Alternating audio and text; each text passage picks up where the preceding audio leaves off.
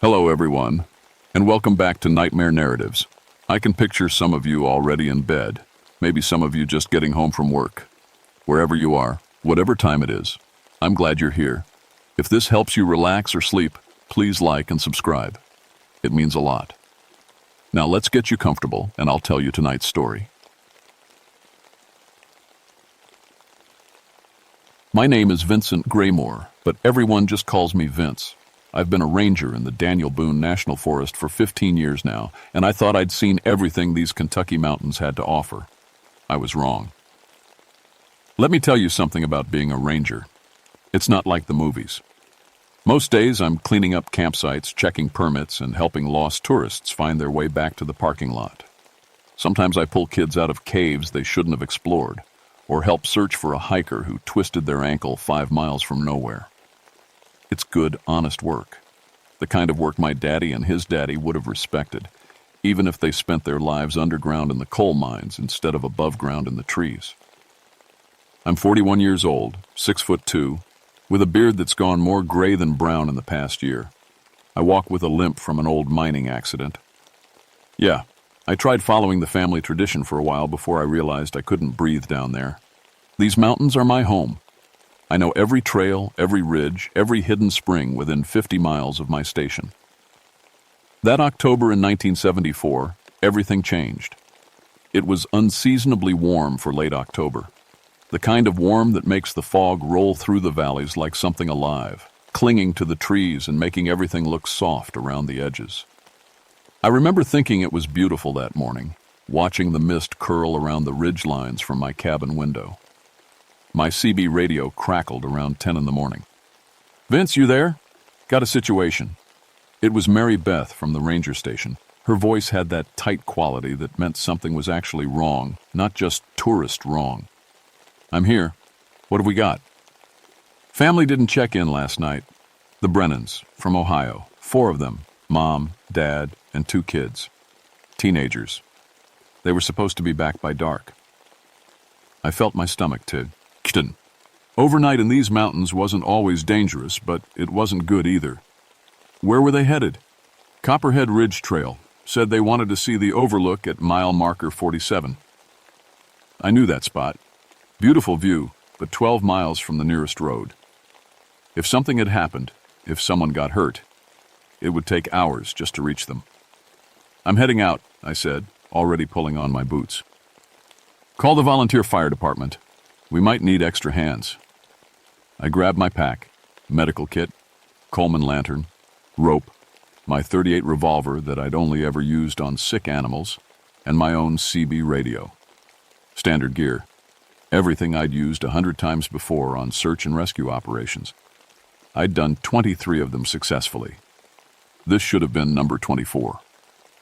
The trail to Copperhead Ridge starts easy, winding through old-growth forest where the trees are so thick they block out most of the sky. I made good time despite my limp, my boots finding the familiar rhythm of the path. Birds sang in the branches. Squirrels chattered and raced through the leaves. Everything normal. By the time I reached mile marker 47, 3 volunteer firefighters had caught up with me. Bobby, Dale, and young Tommy, fresh out of high school. Good men. Bobby had been on a dozen searches with me. "What do you think happened?" Tommy asked, his voice nervous.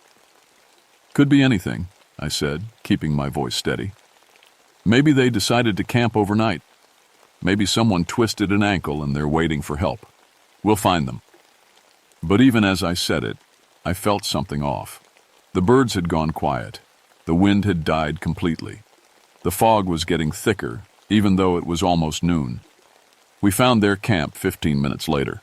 And that's when I knew something was very, very wrong. The tent was still standing, perfectly neat. Their camp stove sat on a flat rock, and when I touched it, the metal was still warm. A transistor radio played softly, some country station, Dolly Parton singing about a coat of many colors. Their food was laid out like they'd been in the middle of preparing lunch. 4 backpacks lined up in a row, but no people, no signs of struggle, nothing. "Hello," Bobby called out. "Brennan family, can you hear us?" His voice sounded weird in the stillness, flat, like it didn't carry the way it should. "Spread out," I said. Look for tracks. But stay within sight of each other. Nobody goes off alone. We searched the area around the camp. That's when Bobby found the footprints. Vince, you need to see this. The tracks were clear in the soft dirt. 2 adults, 2 kids, walking in a straight line, not wandering or searching for something. Walking with purpose. They led directly toward the cliff edge. My mouth went dry. Follow them. Carefully. We walked single file, following the tracks through the underbrush. They didn't deviate, didn't circle back, just straight toward the cliff, where the mountain dropped away 200 feet into a rocky gorge. The tracks stopped at the edge. Just stopped. I got down on my hands and knees, looking at the prints. 4 sets, clear as day. They walked right to the edge of the cliff, and then there was nothing. No signs they'd turned around. No scuff marks from sliding. Nothing at the bottom of the gorge when I looked over the edge. 4 people don't just vanish into thin air. Maybe they walked backward in their own prints, Tommy suggested, his voice shaking. I shook my head. Look at the depth. These are from people walking forward, putting their weight down. You can't fake that walking backward. So where are they? Dale asked. That's when I heard it. A woman's voice, distant and echoing, calling from somewhere up the ridge. Sarah! Sarah, where are you? I need help! Sarah. That was the name of Mrs. Brennan. I'd seen it on the registry when Mary Beth called it in. We all froze. That's got to be one of them, Bobby said. Come on. But something in my gut told me not to move. Something about that voice felt wrong. The way it echoed. The way it seemed to come from everywhere and nowhere at once. Wait, I said. Help me, please. Sarah! It was a woman's voice, desperate and afraid. Every instinct said to run toward it, to help. But my dogs, my 2 bloodhounds back at the station, I'd brought them on searches before, best tracking dogs in 3 counties. And they'd refused to come this morning. Actually refused. They'd whined and backed away when I tried to load them in the truck, something they'd never done before. Animals know things we don't. Nobody move, I said quietly. Something's not right. The voice called again, and this time I heard my ex-wife's name mixed in with the others. Linda! Vincent! Help me! My blood went cold. Nobody here knew Linda's name. Nobody except me. We're leaving, I said. Right now. Back to the camp. But someone needs help, Tommy started. That's not a person, I said, surprised at how steady my voice was. I don't know what it is, but that's not a person calling for help. We're leaving. Now. I pulled out my CB radio to call for more help, maybe even the state police. But all I got was static. Loud, hissing static that hurt my ears. Bobby pulled out his compass to check our direction back to the trail. The needle was spinning, just spinning in circles, pointing everywhere and nowhere. Guys, Dale said, his voice barely a whisper. How long have we been up here? I checked my watch. It said 2:15 p.m. But that couldn't be right. We'd found the camp around noon. We'd only been searching for maybe 30 minutes. But my watch said 4 hours had passed, and the sun was still in the exact same position in the sky, like it had frozen in place. The voice called again, closer now, calling all our names. Names it shouldn't know. Run, I whispered, then louder. Run! We crashed through the forest, not caring about the noise. The path that had been so clear on the way up seemed different now. Trees I didn't recognize, rocks in places they hadn't been before. The trail markers, those bright orange tags nailed to the trees every 100 yards. They were gone. All of them. Where's the trail?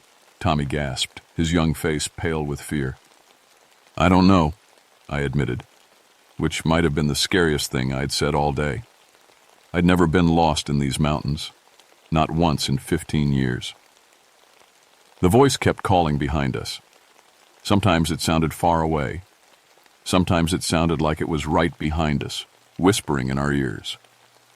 Vincent, why won't you help me? Don't you love your daughters? I stopped running so fast I almost fell. My daughters. Emma and Sophie, 7 and 9 years old. Living with Linda now, 50 miles away in Lexington, I was fighting for custody. Fighting to prove I was a good father despite the long hours and the dangerous work. "Don't listen to it," Bobby said, grabbing my arm. "Keep moving." But the voice knew exactly what to say. "Daddy? Daddy? I'm scared. Why won't you come find me?" That was Emma's voice. Perfect.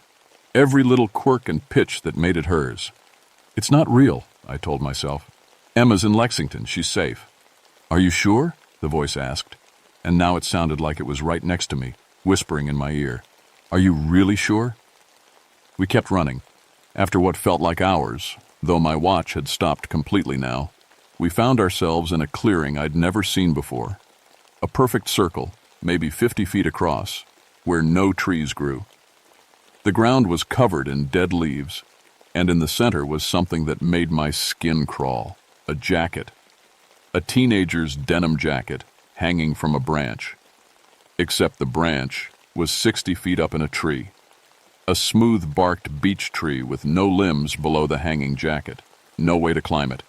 No way for anything human to get up there. "That's the son's jacket," Dale said, his voice shaking. "I saw him wearing it in the photo at the ranger station. Had a band patch on the back. See?" He was right. Even from the ground, I could see the Led Zeppelin patch sewn onto the back. "How did it get up there?" Tommy asked.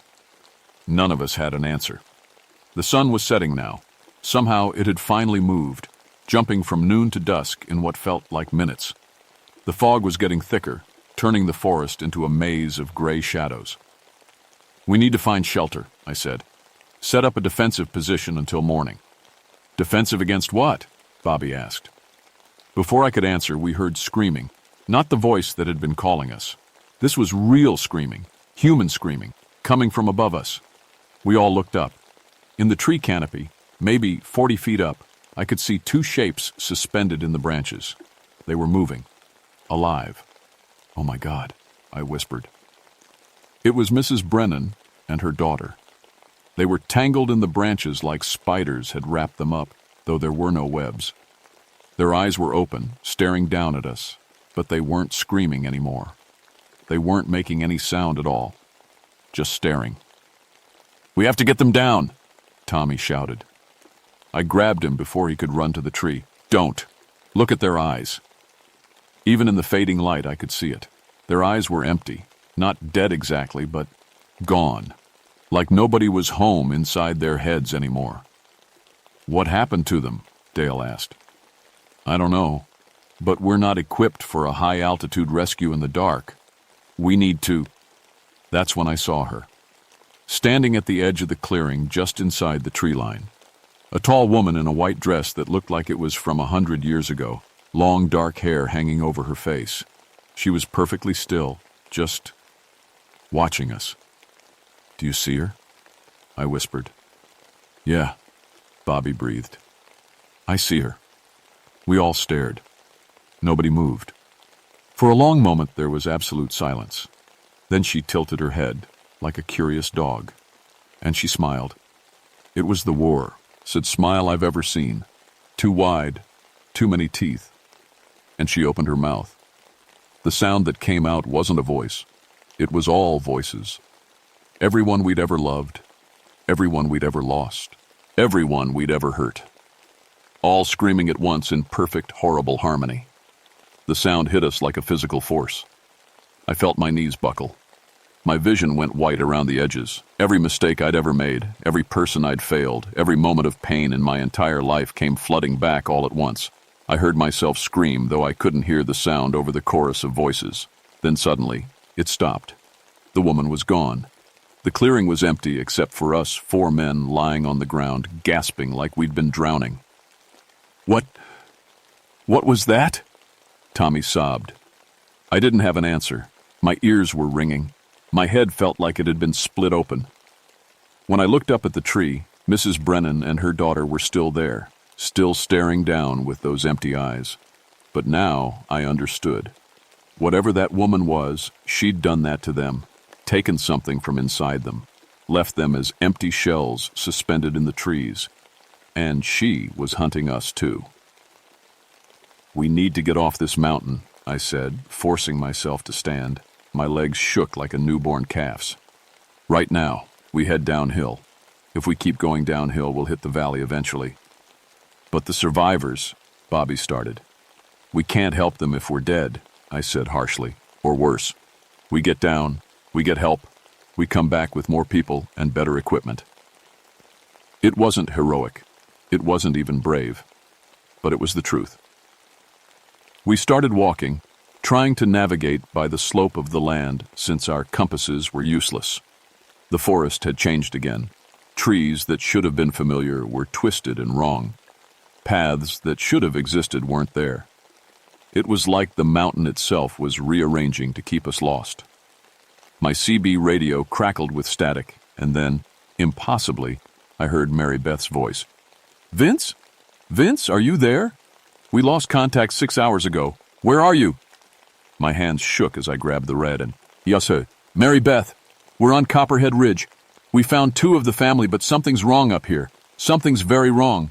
We need—" The radio cut to static, and then that voice came through. The hollering woman. But this time she used Mary Beth's voice. "You're not going anywhere, Vincent. You're going to stay here with me. You and your friends. We're going to be a family." I threw the radio as hard as I could. It hit a tree and exploded into pieces. "She knows our names," Dale said. "She knows everything about us. How?" I thought about the empty-eyed woman and girl in the tree. She takes it. From the people she catches. She learns about them. About everyone they know. Everyone they love. "That's impossible," Tommy whispered. "Yeah," I said. "It is." We walked through the night. The moon rose, fat and yellow, but its light didn't help. Every shadow seemed to hide something. Every sound made us jump. The voice kept calling. Sometimes it was our mothers, sometimes our wives or girlfriends, sometimes our children, always knowing exactly what to say to make us want to follow. "Bobby, honey, I've been waiting for you." That was Bobby's mom. She'd died 2 years ago from cancer. Bobby stopped walking. Tears ran down his face. "Mom?" "Don't," I said, grabbing his arm. "It's not her. It's never her." "But it sounds just like—" "It's learned her voice from your memories," I said, though I didn't know how I knew that. I just did. "It's in your head somehow, taking what you remember and using it against you." We kept walking. Around midnight, my watch had started working again, jumping forward in strange intervals. We found the father and son. They were in a small ravine, standing perfectly still in the moonlight. Not suspended like the others, just standing, waiting. "Mr. Brennan?" I called out. They turned to look at us in perfect unison. Their mouths opened, and they called for help in our voices. I heard my own voice calling to Bobby. "Bobby, help me, please, I'm hurt." Bobby's voice called to Dale. Dale's voice called to Tommy. The son's mouth moved. But my voice came out, "I can't move. Something's wrong with my legs." It was like looking in a funhouse mirror. Seeing these people use our voices, our words, calling for help in a perfect mimicry of how we'd sound if we were the ones trapped. They're bait, I realized. She's turned them into bait. They're calling for help to draw more people in. "We have to help them," Tommy said. "We can't," I said, my voice breaking. "Look at their eyes." Same as the others, empty, gone. Whatever they'd been, they weren't anymore. The father took a step toward us, then another, moving stiff and wrong like a puppet with tangled strings. "Run," I said, for the second time that day. We ran. By dawn we were exhausted. We'd been running and walking for over 14 hours, and we were still on the mountain. Every path led us in circles. Every landmark we tried to follow disappeared when we got close. The mountain was keeping us here. We collapsed in another clearing as the sun came up. Gray light filtered through the fog, which had never lifted. I'd never seen fog last this long in the mountains. "I don't understand," Tommy said, his voice hoarse from calling for help that never came. "What does she want?" Why is she doing this? I'd been thinking about that all night, trying to remember the old stories. My grandmother used to tell me things, stories about the mountains, things that lived here before people came, and things that stayed after. The old-timers talk about the hollering woman, I said slowly. I always thought it was just stories to scare kids, keep them from wandering off. What do they say? Bobby asked. That she lost her own children a long time ago, 100, maybe 200 years back, lost them in these mountains somehow, and now she collects new ones, new families, keeps them with her forever. That's insane, Dale said. Yeah, I agreed. But we saw her. We heard what she can do. Maybe the old stories aren't so crazy after all. Bobby was trying his CB radio again, more static. But then, suddenly, another voice came through, a real one. Anyone receiving? This is Ranger Station. Search party mobilizing. Copperhead Ridge.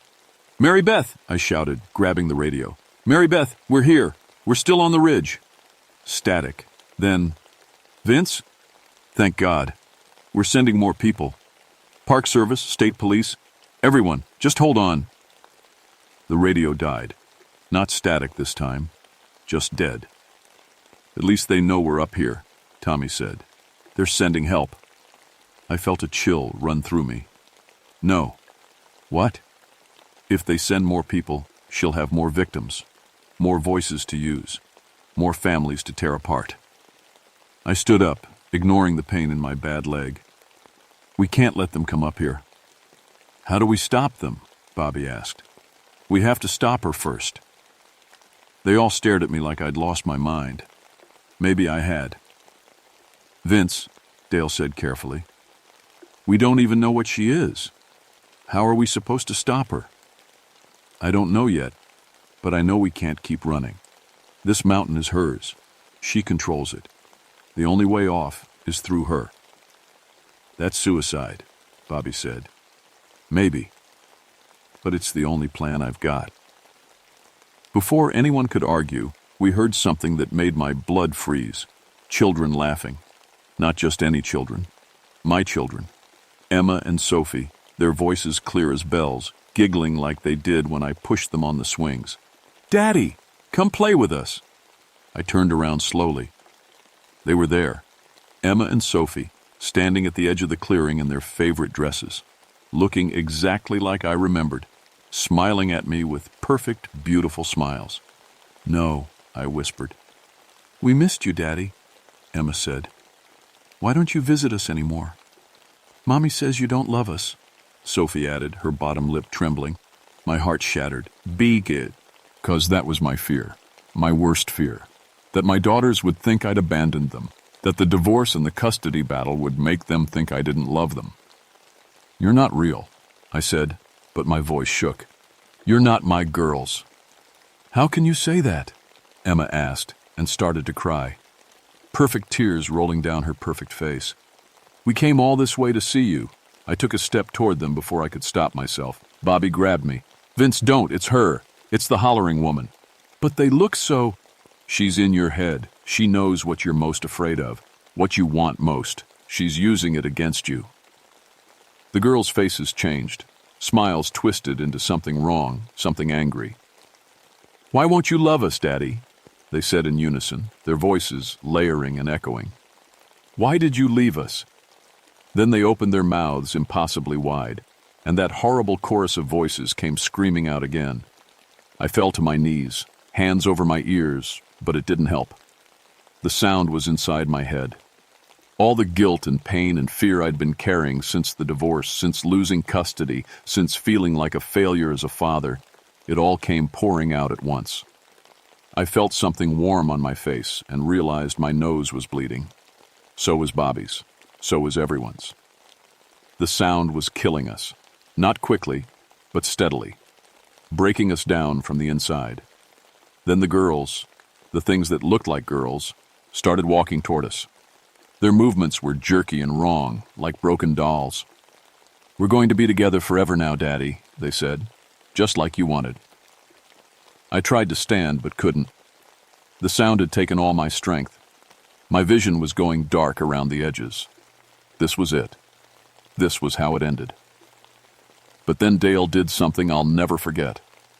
He stood up, bleeding from his ears now, and he screamed back, just screamed at the top of his lungs. No words, just raw sound, fighting against the sound, trying to kill us. And somehow it worked. The girls' voices faltered, weakened. "Come on," Dale yelled. "Fight it! Use your voices!" I understood. So was her weapon. She used voices, used sound to hurt us. But maybe sound could hurt her too. I screamed. Bobby screamed. Tommy screamed. All of us, making as much noise as we could, shouting and yelling and screaming ourselves hoarse. The girls flickered like bad TV reception. Their voices cut in and out. Then they vanished completely. We collapsed, gasping. My throat felt like I'd swallowed broken glass. "That was smart," I croaked to Dale. He nodded, unable to speak. Blood was still dripping from his nose, but we'd learned something important. The hollering woman used sound as a weapon, but sound could work both ways. "We need to find her," I said. "The real her, not the tricks and illusions. We need to find where she actually is." "And then what?" Bobby rasped. "Then we make so much noise she can't think, can't focus, can't use her power." It wasn't much of a plan, but it was something. We started searching, not running away this time, actively looking for her, following the feeling of wrongness, the places where the air felt heavy and strange. Around noon, the sun had started moving normally again, like the mountain knew we'd changed from prey to hunters. We found something. A cave, hidden behind a waterfall that I'd swear wasn't on any map I'd ever seen. The water fell silent, like someone had pressed mute on the world. "She's in there," I said. I knew it in my bones. "We don't have to do this," Tommy said. His face was pale. "We could try to run again, try to find a way down. And when we do, when we lead 100 searchers up here looking for us, she'll take them all. Use their voices, their families. It has to end now." I pulled out my revolver. 5 bullets. Bobby had a hunting knife. Dale had a can of bear spray. Tommy had a heavy maglite flashlight. Not exactly an arsenal for fighting something supernatural, but it was what we had. We stepped behind the waterfall and into the cave. The cave opened up into a massive chamber, and I finally understood what we were dealing with. The walls were covered in things, personal items, hundreds of them, maybe thousands. Watches, jewelry, glasses, children's toys, all arranged in careful patterns. Years and years of victims, all their belongings preserved like trophies. And in the center of the chamber was the hollering woman. She wasn't hiding anymore. She stood in full view, and she was beautiful and terrible all at once, tall and pale, wearing that old-fashioned white dress. Her hair fell around her face in dark waves. But her eyes were wrong. Too large, too black, like holes in the world. "Vincent," she said, and her voice was gentle now, soft. "You brought me friends. How kind." "Let the Brennan family go," I said, surprised my voice wasn't shaking. "Let them go, and we'll leave. We won't tell anyone about this place." She laughed. It sounded like wind chimes and breaking glass.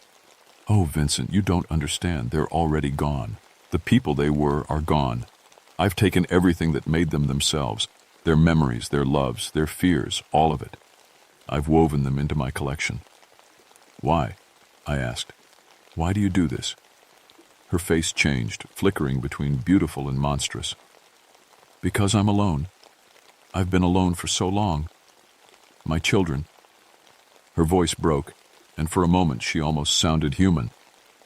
"I lost my children in these mountains 200 years ago. The winter was cruel. The wolves were hungry. I heard them screaming for me, but I couldn't find them in time. I'm sorry," I said, and meant it. "That's terrible. But taking other people's families won't bring yours back." "No," she agreed. "But it fills the silence. Do you know what it's like, Vincent? To hear your children calling for you year after year, century after century, knowing you can never answer? Knowing you failed them? I thought of Emma and Sophie, of Linda keeping them from me, of the empty feeling when I couldn't be there for them. Yeah, I whispered. Red. I know something about that. She smiled, and this time it was sad. Then you understand. I collect families now. Keep them here where they're safe, where they can't be lost. I learn everything about them. Preserve their voices forever. They become part of me, part of my family. That's not family, Bobby said. That's prison. Her expression hardened. What would you know about family? You abandoned your mother when she was dying, left her alone in that hospital while you worked your meaningless job. Bobby flinched like he'd been slapped. And you, she turned to Dale. Your wife left you because you cared more about drinking than about her. You let alcohol destroy your marriage. Dale's hands clenched into fists. And you, she looked at Tommy.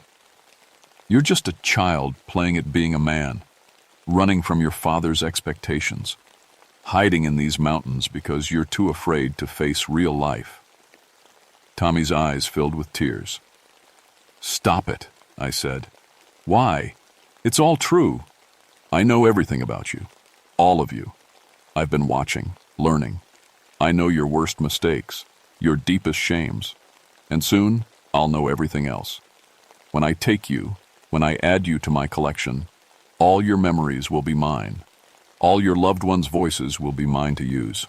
Forever and ever and ever. She started walking toward us.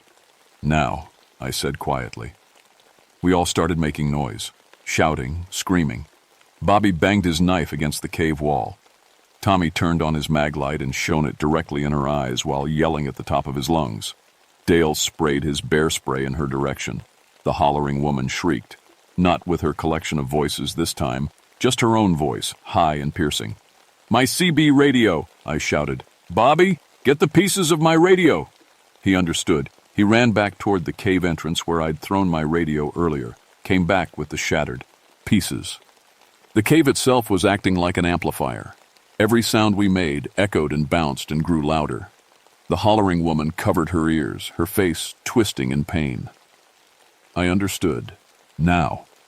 She controlled sound, used it as a weapon, but too much sound, too much chaos. It hurt her, overwhelmed her. Keep going, I screamed. We made as much noise as we possibly could. And then I remembered something from my ranger training. Sound waves, echoes, feedback loops. I took the broken CB radio and found the speaker and the microphone. Even shattered, they might still work. I twisted some wires together, praying I remembered enough about electronics. Everybody get behind me! I turned on the power. The radio sparked and crackled. Then I held the microphone up to the speaker. Feedback. Horrible, ear-splitting feedback that started quiet but built and built and built as it echoed off the cave walls. A feedback loop, getting louder with each cycle. The hollering woman screamed, really screamed. Her form started to flicker and fade like she was losing her hold on reality. No, she shrieked. You can't. I need them. I need my family. They're not yours, I shouted over the feedback. They never were. The sound kept building. My ears felt like they were going to burst. Blood ran down my neck from the pressure. But I kept holding the microphone to the speaker. The hollering woman began to break apart. Not physically. She just faded. Like smoke dispersing in wind. Her voice grew fainter and fainter until I couldn't hear it at all. The feedback reached a crescendo. Something in my throat gave way with a burst of pain. I tasted blood. And then, suddenly, silence. Complete and total silence. The hollering woman was gone. The cave was empty, except for us and all those sad mementos on the walls. I tried to speak, but couldn't. Nothing came out. Not even a whisper. I'd destroyed my vocal cords with that final scream. But Bobby was patting my back, saying something. Tommy was laughing and crying at the same time. Dale was pointing toward the cave entrance. Sunlight. Retoidation. All sunlight, streaming in clear and bright. We stumbled out of the cave. And the mountain was normal again. The paths were where they should be. The trail markers were back. Our compasses pointed north. We found the Brennan family about 100 yards from the cave. All four of them, unconscious but alive. Their eyes were closed, and when Mrs. Brennan opened hers, I saw awareness there. Personality. Soul. She was back. They all were. The official report said it was a mass hallucination. Something about geological formations causing acoustic anomalies. Carbon monoxide from a cave system causing shared delusions. The Park Service had their experts come in and write up some scientific explanation that made sense to people who hadn't been there. They found the teenage son's body. He'd died from exposure, they said. Just got separated from his family in the fog and succumbed to the cold. The fact that it had been unseasonably warm didn't seem to matter to the official report. 3 other bodies were recovered from that cave system. Old bodies. Mummified remains that dental records eventually identified as missing hikers from the 1950s, 1960s, and 1980s. The Park Service quietly closed that section of Copperhead Ridge. Said the caves were structurally unsound. The Brennan family recovered, physically at least. But Mrs. Brennan told me, in writing since I couldn't talk anymore, that none of them remembered anything after setting up camp that first day. Just a blank spot in their memories. Then waking up in the cave with rangers helping them. Maybe that was a blessing. Dale left the volunteer fire department. Last I heard, he'd moved to Florida. Somewhere flat. Somewhere with no mountains. Tommy joined the Army. Said he needed to face his fears. Prove himself. I hope he found what he was looking for. Bobby stayed. He still helps with search and rescue. But he won't go up to Copperhead Ridge. None of us will. As for me, I can't be a ranger anymore. Not when I can't call out to lost hikers, can't use my radio properly, can't do half the things the job requires. Can manage a whisper on good days. On bad days, nothing at all. The doctor said I did permanent damage to my vocal cords. They asked what happened, and I wrote down that I'd been screaming for help during the search. They accepted that. I lost my custody case. The judge said a man who can't speak can't properly care for young children. Linda was sympathetic, but she got full custody.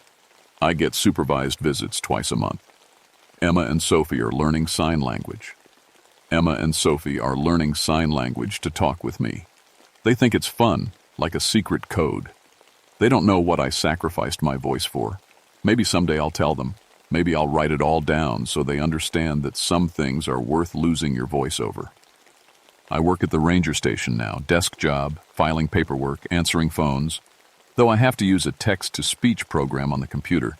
It's not the same as being out in the mountains, but at least I'm still connected to this place somehow. But here's the thing that keeps me up at night.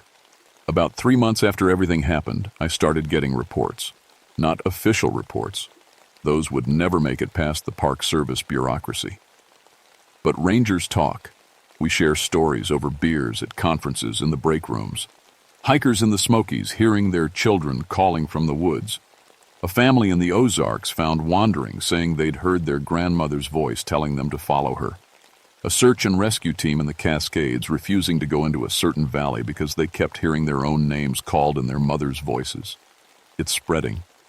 Or maybe it was always out there, and I just never knew to listen for it. Maybe there's more than one hollering woman. Maybe she had sisters. Maybe she had daughters of her own before she lost them. Maybe the mountains are full of things that collect and preserve and remember feeding on our connections to each other, on the voices of the people we love. I tried to warn the Park Service, wrote up a detailed report, sent it to the regional director. They filed it under Ranger Graymore, medical leave, stress-related incident. So I'm warning you instead. If you're hiking in the mountains, anywhere, and you hear someone calling your name, someone you know, someone you love, don't answer. Don't follow the voice. Check your compass. See if it's spinning. Notice if the birds have gone quiet. Feel if the air has that heavy, wrong quality to it. And if you see a woman in the woods standing too still, watching you with eyes that are just a little too dark, a little too empty, run. Run and don't look back. Don't try to help her. Don't listen to her stories. Don't let her learn your voice. Because the thing about the hollering woman, the thing I learned too late, is that she doesn't just take your voice.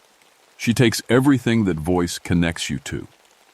Every person you've ever called to, every I love you you've ever spoken, every laugh, every cry, every whispered secret in the dark. She collects it all, preserves it forever in that terrible collection. And she's patient. She's been doing this for 200 years. She can wait another 200. Mary Beth still works at the ranger station with me. Sometimes, late at night when we're the only ones there, she asks me if I ever regret it, going into that cave, losing my voice. I write the same answer every time. No. Because 4 people came home alive.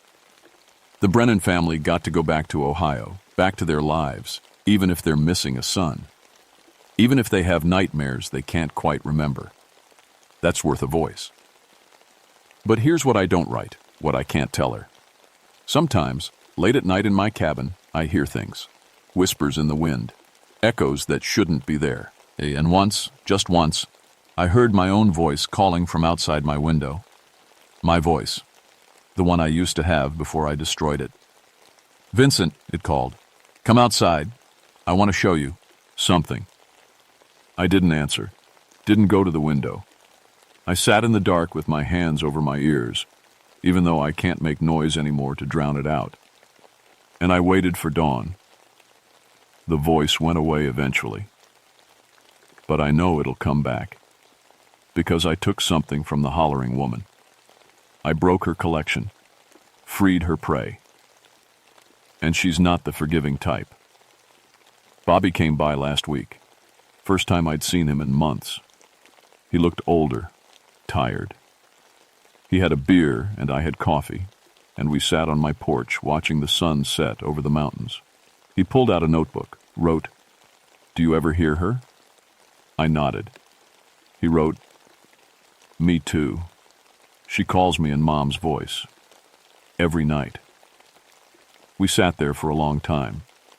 2 men who'd seen something we couldn't explain. Who'd survived something we shouldn't have, watching the mountains turn purple in the failing light. Before he left, he wrote one more thing. "Do you think we really stopped her? Or just made her angry?" I didn't have an answer for that. Still don't. All I know is that the mountains are beautiful and ancient and dangerous. They were here long before us, and they'll be here long after we're gone. And some of the things that live in them, really live in them, as part of them, don't think the way we do, don't love the way we do. They collect, they preserve, they remember. The hollering woman is still out there somewhere. Maybe she's rebuilding her collection. Maybe she's learning new voices. Maybe she's found a new cave, a new mountain, a new hunting ground. Or maybe she's just waiting. Waiting for me to come back to Copperhead Ridge. Waiting for the day I forget to be careful, forget to check the compass, forget to listen for the silence that means she's near. Waiting to add my voice, my real voice, the one I lost, to her collection forever. I think about taking Emma and Sophie and Linda and moving far away from these mountains, somewhere, a flat, somewhere safe.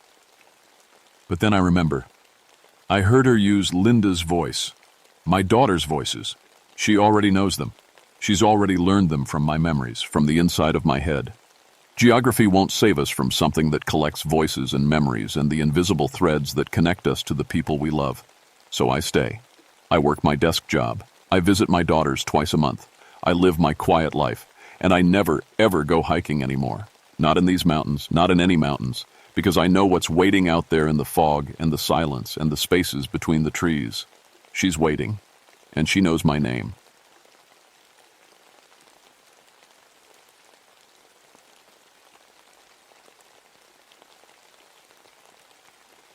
My name is Woodrow Sawbones.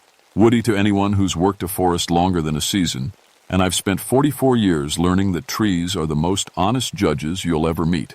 They don't lie about what you've done to them, they just remember.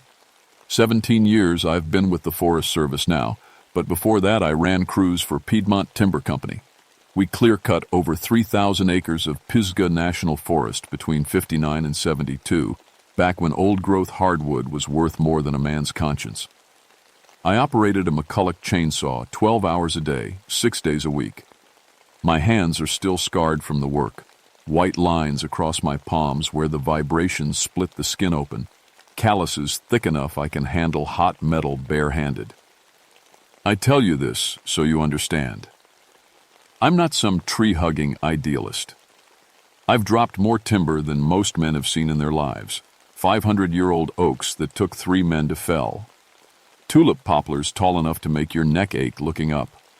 Chestnuts the size of grain silos, back before the blight got them all. I cut them down and I got paid, and I didn't think twice about it. Not until I started replanting what I'd destroyed. The Forest Service hired me in '73 specifically because I knew what we'd done to Pisgah. They wanted someone who could look at a clear-cut moonscape and remember what stood there before. My job was reforestation management, putting back what we'd taken, one seedling at a time. I've personally planted over 10,000 trees in the past 4 years. Red oak, white oak, hickory, maple, native species, carefully selected for soil composition and elevation. Scientific forestry, they called it. Penance, I called it privately. By April of 1976, I'd learned to walk differently. Not the timberman's heavy trudge, but a planter's measured pace. 3 steps: dig, plant, tamp, repeat. My crew of 8 moved through the regeneration zones like monks performing ritual, transforming bare earth back into forest.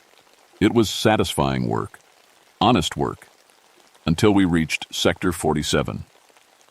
That's what the Forest Service called it, Sector 47, about 200 acres on the northwestern slope of Mount Pisgah, elevation between 4,200 and 4,800 feet. We'd clear-cut it in the summer of '63. I remembered because it was the hardest season of my logging career. The trees there had been massive, pre-settlement forests that had somehow survived every logging operation since the 1800s. Some of those oaks were pushing 400 years old. The largest one, a white oak I'd dropped myself, measured 18 feet in circumference at breast height. Took me and 2 other sawyers 6 hours to bring it down. When we arrived to begin replanting on Monday, April 12th, I stood at the sector boundary and felt something I'd never experienced in any forest before or since. The trees didn't want us there. I know how that sounds. Dead trees don't hold grudges. Stumps don't harbor resentment. But standing there with my planting crew, looking out over 200 acres of regeneration growth, 14-year-old scrub pine and opportunistic hardwood saplings struggling up through the logged-over soil, I felt hostility radiating from the ground itself. "Boss, you all right?" That was Marcus Webb, my crew chief, 26 years old and strong as a mule. He'd noticed me standing frozen at the tree line. "Fine," I said, shaking off the feeling.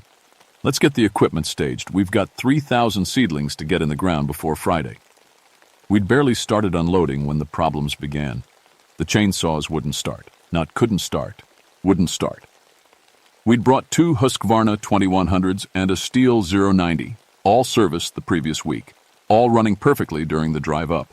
But in Sector 47, they were dead weight. And pull the cord 100 times, nothing. Check the fuel mixture, verify the spark plug, clean the carburetor, all the troubleshooting steps I'd done 10,000 times in my logging days. Nothing worked. "Must be the altitude," suggested Tommy Pritchard, our youngest crew member at 19. "Carburetor needs adjusting for the elevation."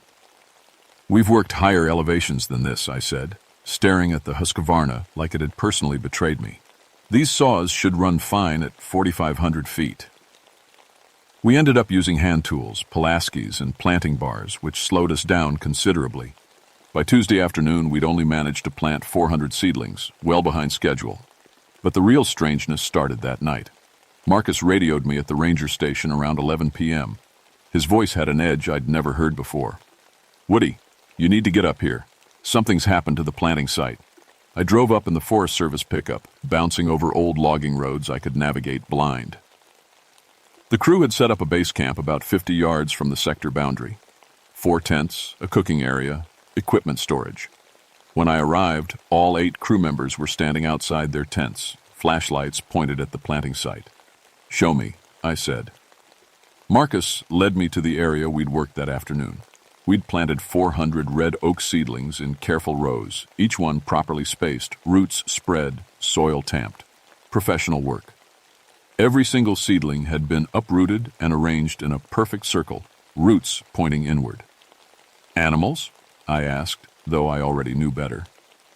Deer don't arrange seedlings in geometric patterns, said Sarah Chen, our forestry technician and the most educated member of the crew. She had a master's degree from NC State and didn't believe in anything she couldn't measure. Neither do bears. This required deliberate manipulation. I knelt beside the circle, examining the seedlings. They were undamaged, carefully pulled up, not torn or chewed. The roots were still moist. This had happened recently, probably within the last hour. C would be locals, I said. People who don't want the Forest Service replanting. Happens sometimes. But even as I said it, I was remembering that feeling from Monday. The hostility, the sense of being unwelcome. We'll replant tomorrow, I told the crew. Set up a watch rotation tonight. 2 people awake at all times, keep eyes on the planting site. I should have pulled everyone out right then. Instead, I drove back down to the ranger station and spent 3 hours digging through old logging records looking for something I couldn't quite name. I found it in a forestry survey from 1962, the year before we logged Sector 47. The surveyors had documented every significant tree, and their notes read like eulogies. White oak, estimated 380 years old, 17.8 feet circumference, near perfect specimen. Tulip poplar, estimated 320 years old, 191 feet tall, no visible defects.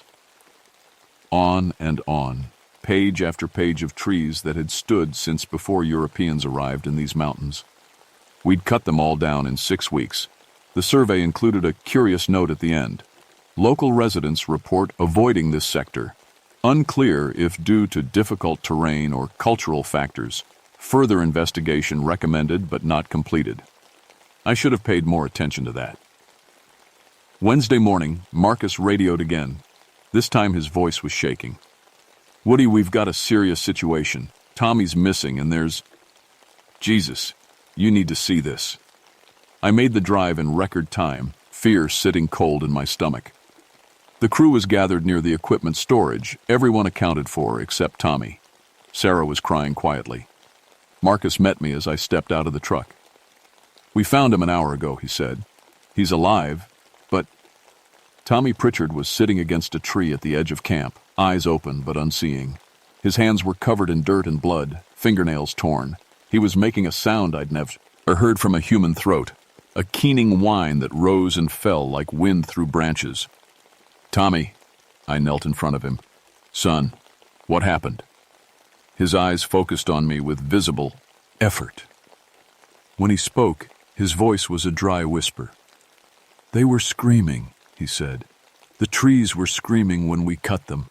I heard it all, every one of them, screaming and screaming and screaming. Sarah had called for a medical evacuation. A helicopter picked Tommy up 2 hours later.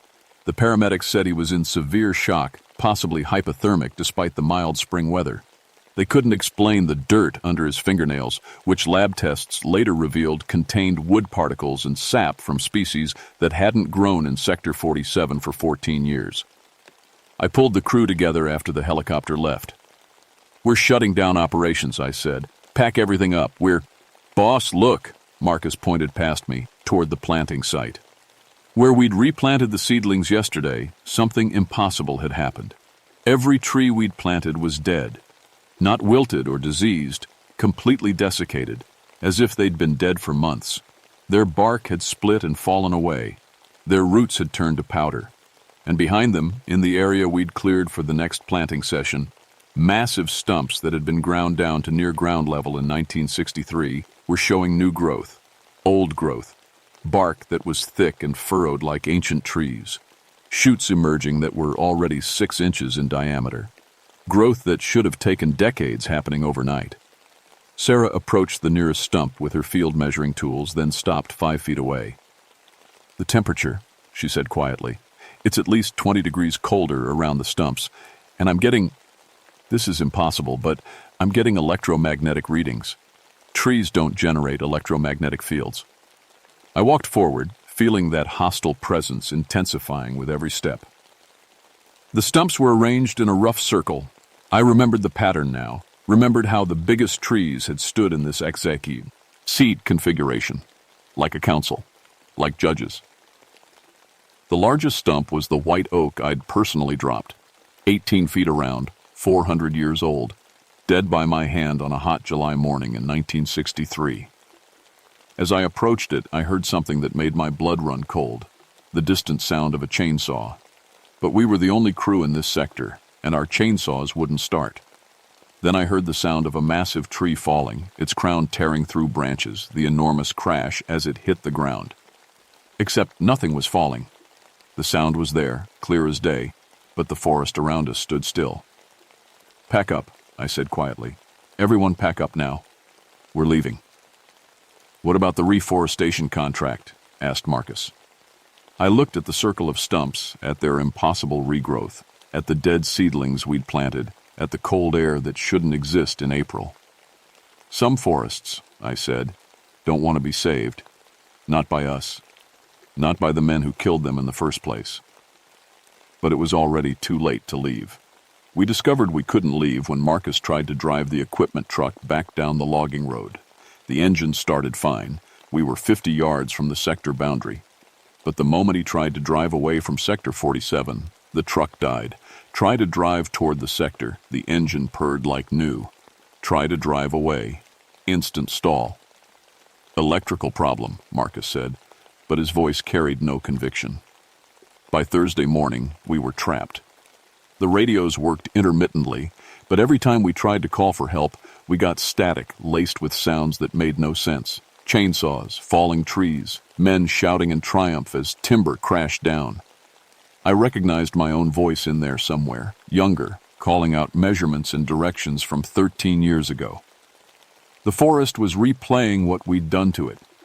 Sarah had set up monitoring equipment around the perimeter. 2 temperature sensors, electromagnetic field readers, even a seismograph to measure ground vibrations.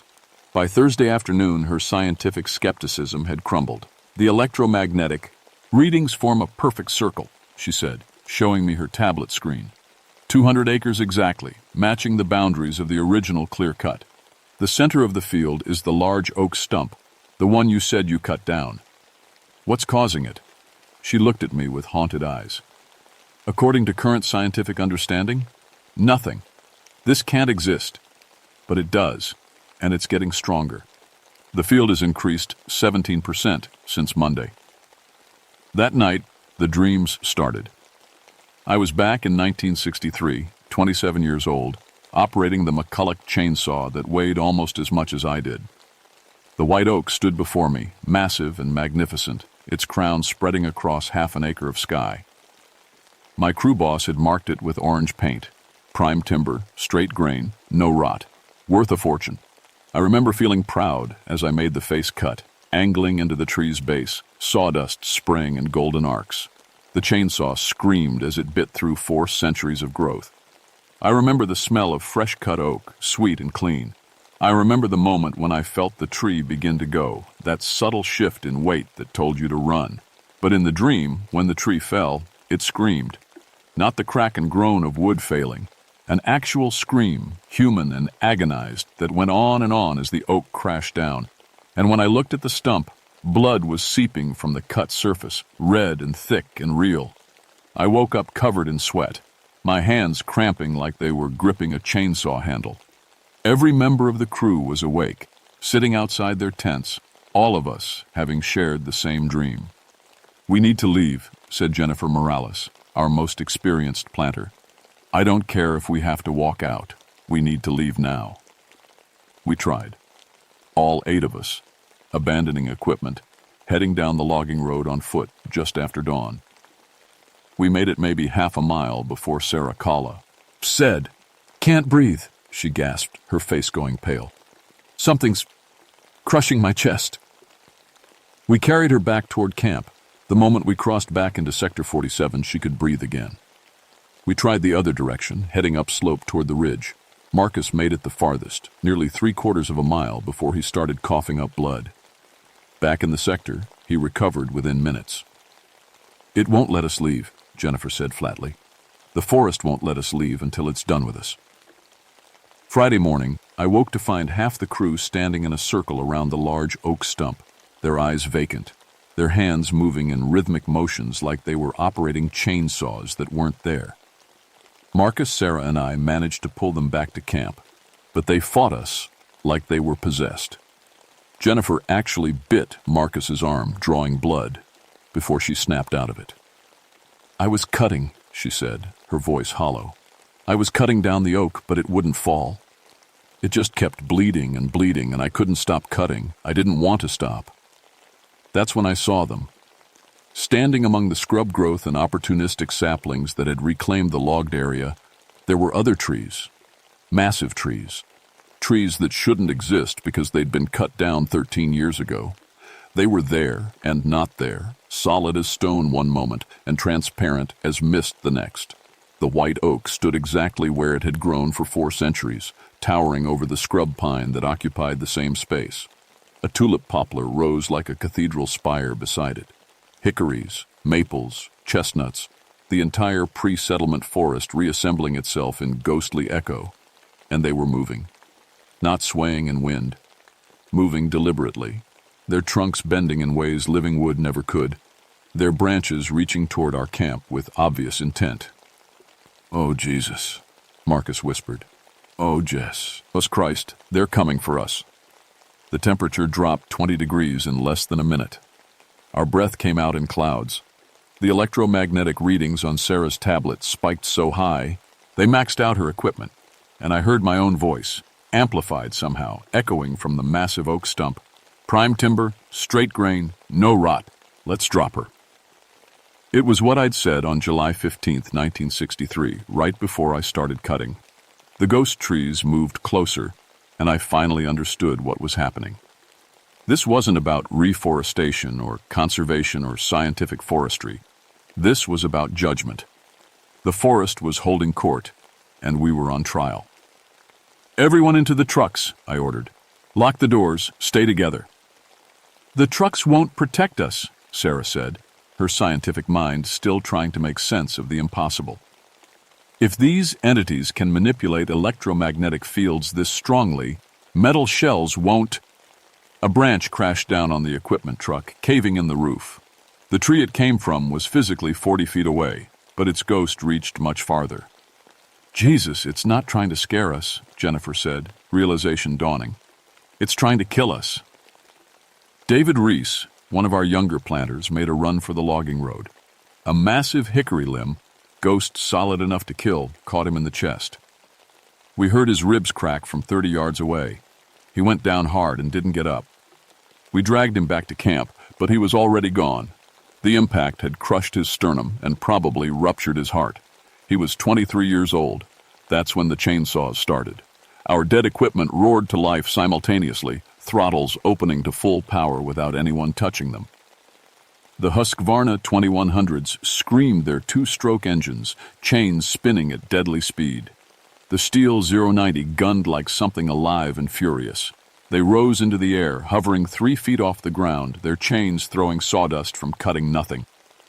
"Into the trees!" I shouted. "Get into the thickest scrub you can find. They can't—" The steel shot forward like a missile, its chain a blur. It caught Alan Foster in the back as he ran, cutting through his jacket and shirt and deep into his spine before I could even scream a warning. Alan went down in a spray of blood, and the chainsaw continued forward, hunting. We scattered. 6 of us left now, running through scrub pine and new-growth hardwood that offered almost no cover from airborne chainsaws controlled by the spirits of murdered trees. I could hear the ghost forest moving behind us, massive trunks creaking and groaning as they displaced physics itself, manifesting more completely with each passing moment. 400-year-old oaks don't move fast, but they don't need to. We were trapped in their territory, and they had all the time in the world. Time they'd been denied by my chainsaw in 1963. I lost track of the others as I ran, focusing only on survival, on putting distance between myself and the screaming saws. But the forest grew denser, and I realized with horror that it wasn't the scrub growth closing in. It was the ghost forest, becoming real. I was running through old-growth timber now, trees that shouldn't exist pressing in from all sides. And ahead of me, Blocking my path completely stood the white oak, my white oak. The one I'd dropped on July 15th, 1963. It was magnificent and terrible, its trunk as wide as a small house, its crown blocking out the sky.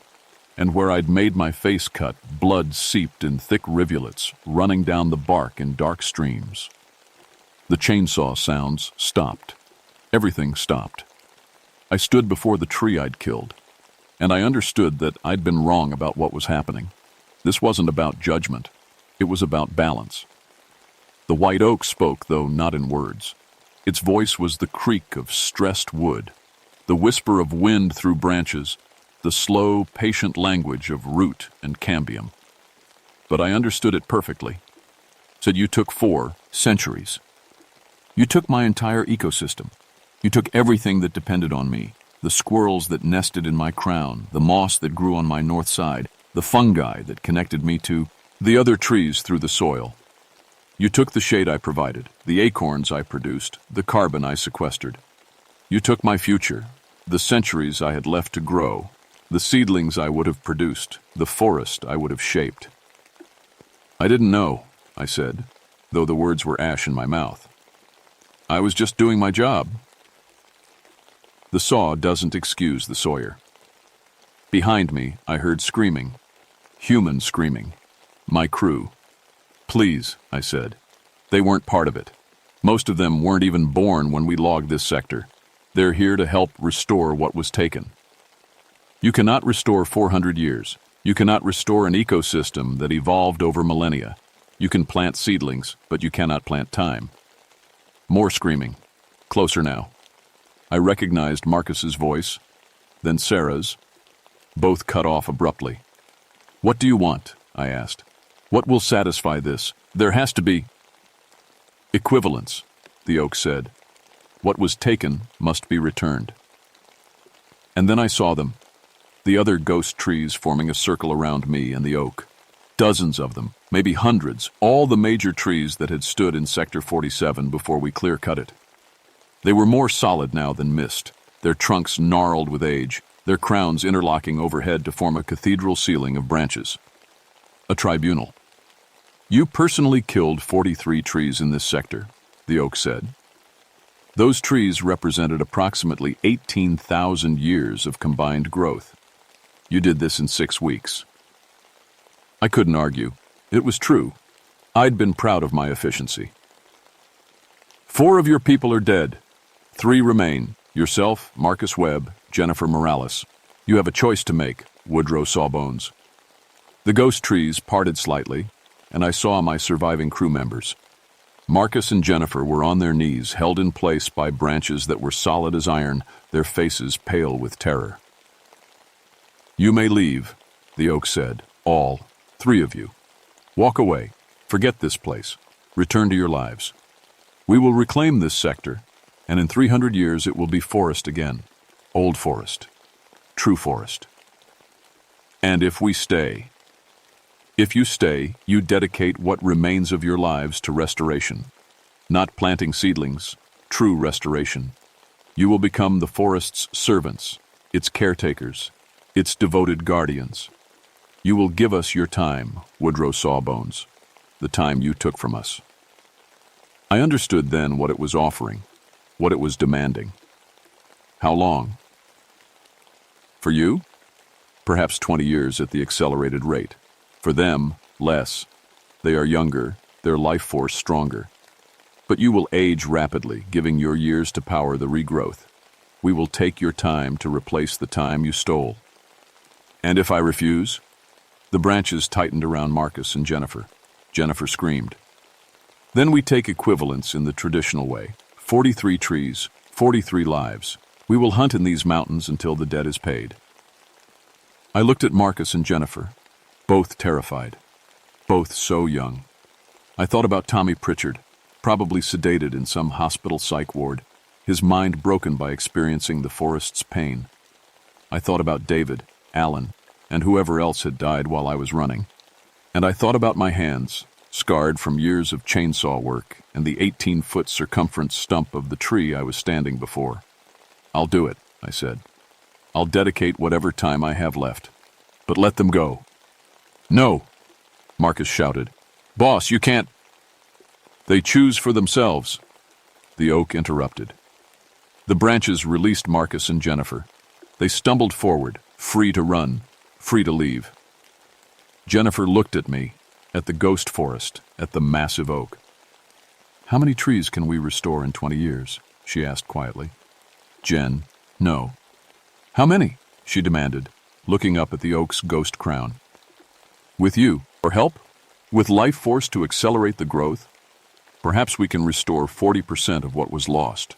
The rest will take centuries." "That's better than nothing," Jennifer said. She looked at Marcus. "You've got a daughter. You should go." Marcus was crying, his face twisted in anguish. "I can't leave you both here. I can't." "Yes, you can," I said gently. "You have to. Tell them what happened here. Tell them why. Make sure the Forest Service knows that some places shouldn't be touched. Some places need to be left alone. Forever." Marcus looked between us, his loyalty warring with his common sense and his love for his family. "Go," Jennifer said. "Someone needs to remember. Someone needs to witness." He went. I watched him run through the ghost forest, the trees parting to let him pass, and I hoped he made it out with his sanity intact. I hoped he'd tell the story. I hoped someone would listen. Then I turned back to the white oak. "How do we start?" The tree's response was immediate and overwhelming. Roots erupted from the ground, living wood mixing with ghostly echo, wrapping around my legs and arms. I felt them pierce my skin, felt them connect to my circulatory system, felt the forest begin to feed on my life force like I was just another resource to be extracted. It should have been agony. Instead, it felt like coming home. I could feel the forest now, not just this sector, but the entire root network spreading through the mountain, the mycorrhizal connections that linked tree to tree in a vast underground web. I could feel the places where we'd logged, the scars where we'd clear-cut, the damaged ecosystems struggling to recover. And I could feel the white oak drawing on my life, taking my time, my years, my remaining decades, and converting them into growth. The stump beneath me began to regenerate, new wood forming, bark spreading, branches emerging that would eventually support a crown. It would never be the same tree I'd killed, but it would be a tree. And in 300 years, if left alone, it would be ancient and magnificent. Jennifer gasped beside me as the roots took her too, but she was smiling, tears running down her face. "I can feel it," she whispered. "I can feel them growing." We stood there, feeding the forest with our lives, and I understood that this was the only real restitution possible. Not planting seedlings or feeling guilty or writing reports about sustainable forestry. This was equivalence, time for time, life for life. Balance restored. Marcus Webb made it out. The Forest Service found him 3 days later, walking along Highway 276, severely dehydrated and suffering from exposure. He told them everything. They didn't believe him. They sent a rescue team to Sector 47. The team found 4 bodies, David Reese, Alan Foster, and 2 others I never saw die, probably while I was running from the chainsaws. They found abandoned equipment and dead seedlings. They found dramatically accelerated growth around several old stumps, including a white oak regenerating at what their reports called biologically impossible rates. They did not find me or Jennifer Morales. The Forest Service officially listed us as missing, presumed dead, though they never found bodies. They closed Sector 47 to all logging, planting, and recreational activities. They classified it as a special ecological study area with restricted access. Marcus gave interviews to anyone who would listen. He told them about the ghost trees, the possessed chainsaws, the tribunal that offered a choice between death and service. Most people assumed he'd suffered a psychological break from the trauma of watching his crew die. But some people believed him, and some of those people started asking questions about other forests, other clear-cuts, other places where the logging had been too extensive and the trees too old. Reports started surfacing from timber operations across the country, unexplained equipment failures, Workers having sinuau, haired nightmares, accidents that seemed almost deliberate. The Forest Service quietly updated their guidelines. No more harvesting trees over 200 years old. No more clear-cutting in Biwar, previously unlogged areas. No more treating forests like they're just resources waiting to be extracted. Marcus visits Sector 47 once a year, though he's not supposed to. He hikes in from the western boundary, ignoring the signs and fences. He's told me he needs to see it, needs to know it's real. He's seen the white oak growing. After 5 years, it's already 30 feet tall, growth that should have taken a century. The trunk is scarred where my face cut was, a permanent reminder of what I did and what I'm doing to atone. Sometimes he says he sees 2 figures standing among the regenerating trees. An older man who looks ancient beyond his years, hunched and tree-gnarled. A younger woman whose hair has gone completely white. Both of them tending the forest with the devotion of monks caring for a cathedral. He says we look peaceful. He says we look transformed. He's asked if we're still alive in any meaningful sense, or if we're something else now. Something between human and tree, consciousness and forest, guilt and redemption. I don't think I could answer even if I could speak. The me that could use words ended the day I stood before the white oak and accepted its judgment. The me that exists now is woven into root and soil and bark. I am feeding the forest, and the forest is feeding me. And in the exchange, something new is being created. Jennifer is the same. We tend the trees together, aging rapidly as our years are converted to growth. By now I must be nearly 90, though only 7 years have passed. Jennifer looks 60, her young face weathered and lined. We have maybe 13 years left if the oak's estimate was accurate. 40% restoration. That's what we were promised. 40% of an old-growth ecosystem accelerated through our sacrifice. It's not enough. It will never be enough, but it's something. And when we're gone, when our life force is completely consumed, maybe someone will walk through Sector 47 and see trees that shouldn't exist yet. Oaks and hickories and poplars that are somehow 75 years old despite being planted less than 20 years ago. They'll measure the trunks and count the rings, and the numbers won't make sense. They'll call it a mystery, an ecological anomaly, something to study and puzzle over. But Marcus will know, and maybe he'll tell someone, and maybe they'll understand that every tree has a soul, every forest has memory, and some debts can only be paid in time. Cut with respect, or face the consequences. The trees never forget.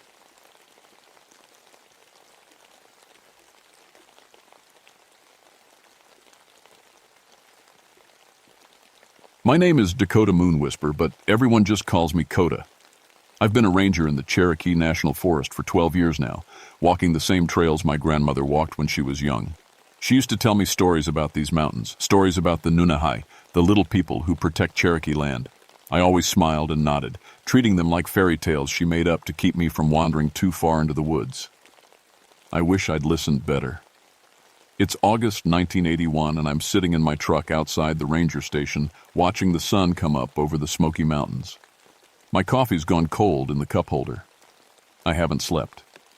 3 days ago, I got a radio call that changed everything I thought I knew about this forest. Let me back up a little. I'm half Cherokee on my mother's side. Got my degree in anthropology from UNC, thinking I'd help preserve our culture, our stories. The Park Service hired me because I speak Cherokee and the tribal elders trust me.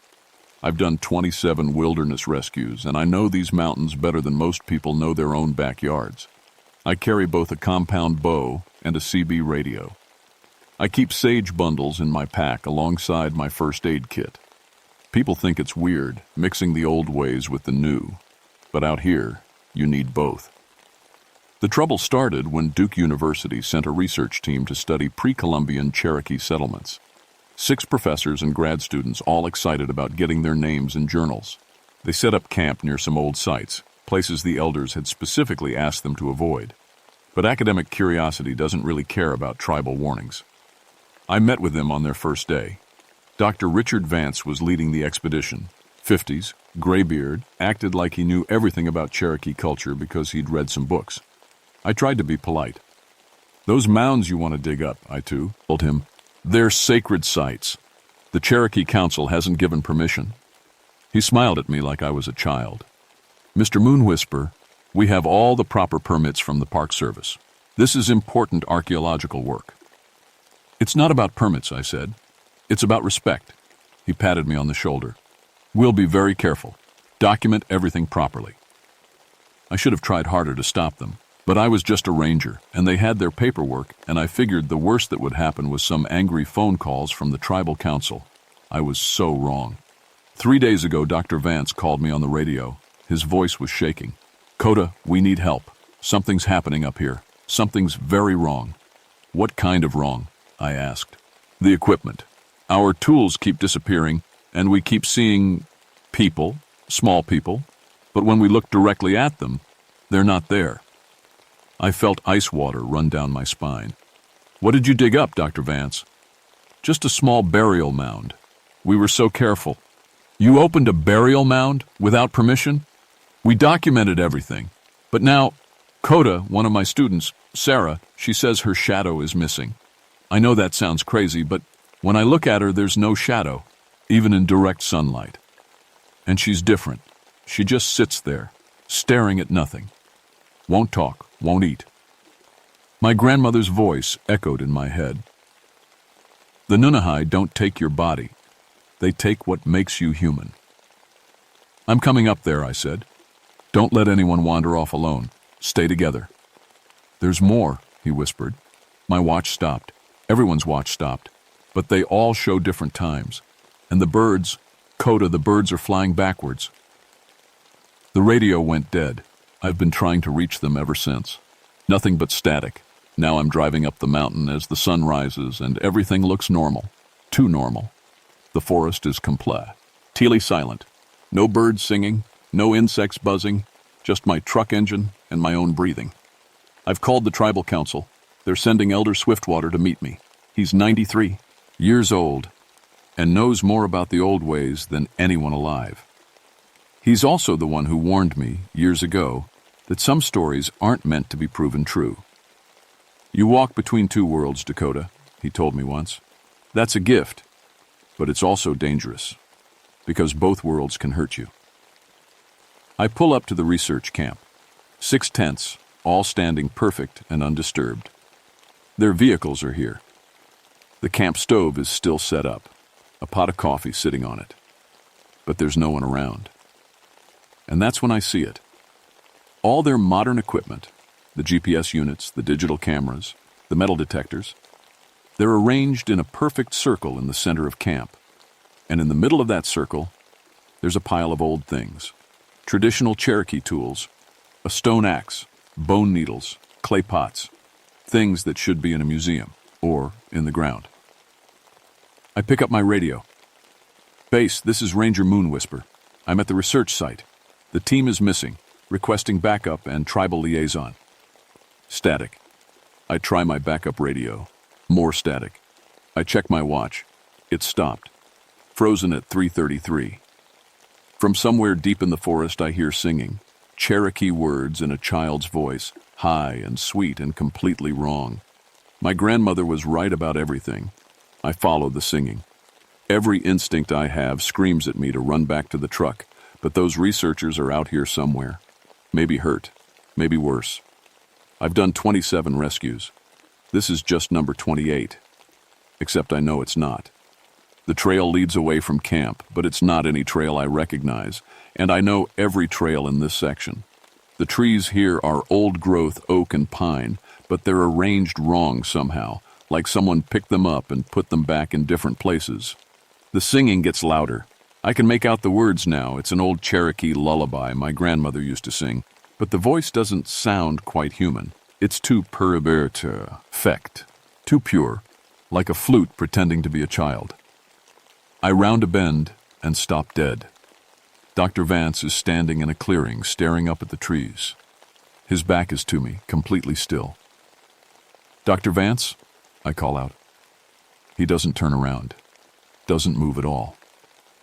I walk closer, hand on my radio, even though I know it won't work. Dr. Vance, it's Coda. We need to get you back to camp. Still nothing. I reach out and touch his shoulder. He's cold. Not dead body cold, but like he's been standing in winter air for hours, in August. When I pull him around to face me, I understand why he won't talk. His eyes are empty. I don't mean sad or shocked. I mean there's nothing behind them, like looking into the eyes of a doll. He's breathing, blinking, but there's no person left inside, and he has no shadow. Even in the dappled forest light, even with shadows falling everywhere around him, there's nothing beneath his feet. It's like he's been cut out of reality and pasted back in wrong. "What did they take from you?" I whisper. A giggle answers me, high and sweet, coming from everywhere and nowhere. I spin around, bow in my hands before I even think about it. An arrow's nocked and ready. Nothing. Just trees and ferns in the normal forest. Except it's not normal. I can see it now. The trees are breathing. Not swaying in wind. Breathing. In and out, like lungs. "You are half-blood," a voice says in Cherokee. Child's voice, but old. So old. "You walk between worlds. The elders sent you?" I don't see anyone, but I answer in Cherokee, like my grandmother taught me. "I came to help these people. They made a mistake. They stole from us." The voice is closer now, right behind me. They opened what should stay closed. They took what was not theirs. I turn slowly. There's a child standing 3 feet away. At least, it looks like a child at first. Maybe 3 feet tall, dressed in old-style Cherokee clothing, deerskin and beads. But the proportions are wrong. The arms too long, the eyes too large and too dark. A Nunahai, a real one, standing right in front of me.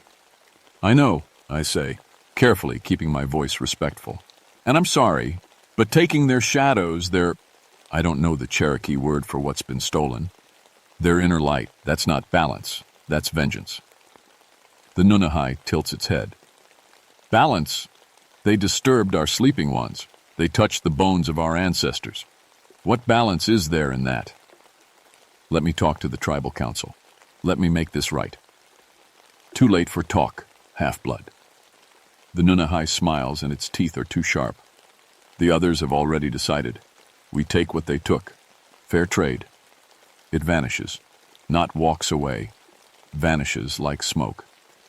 I hear screaming from deeper in the forest. I run. Branches grab at me, but I push through. The screaming gets louder, multiple voices now. I crash through undergrowth into another clearing. 3 of the researchers are there. They're walking in circles over and over like they're stuck on a track, around and around. Their feet are bleeding, but they don't stop. They don't even seem to notice. And there are more of them, more Nunahai. 5, 6, maybe 10.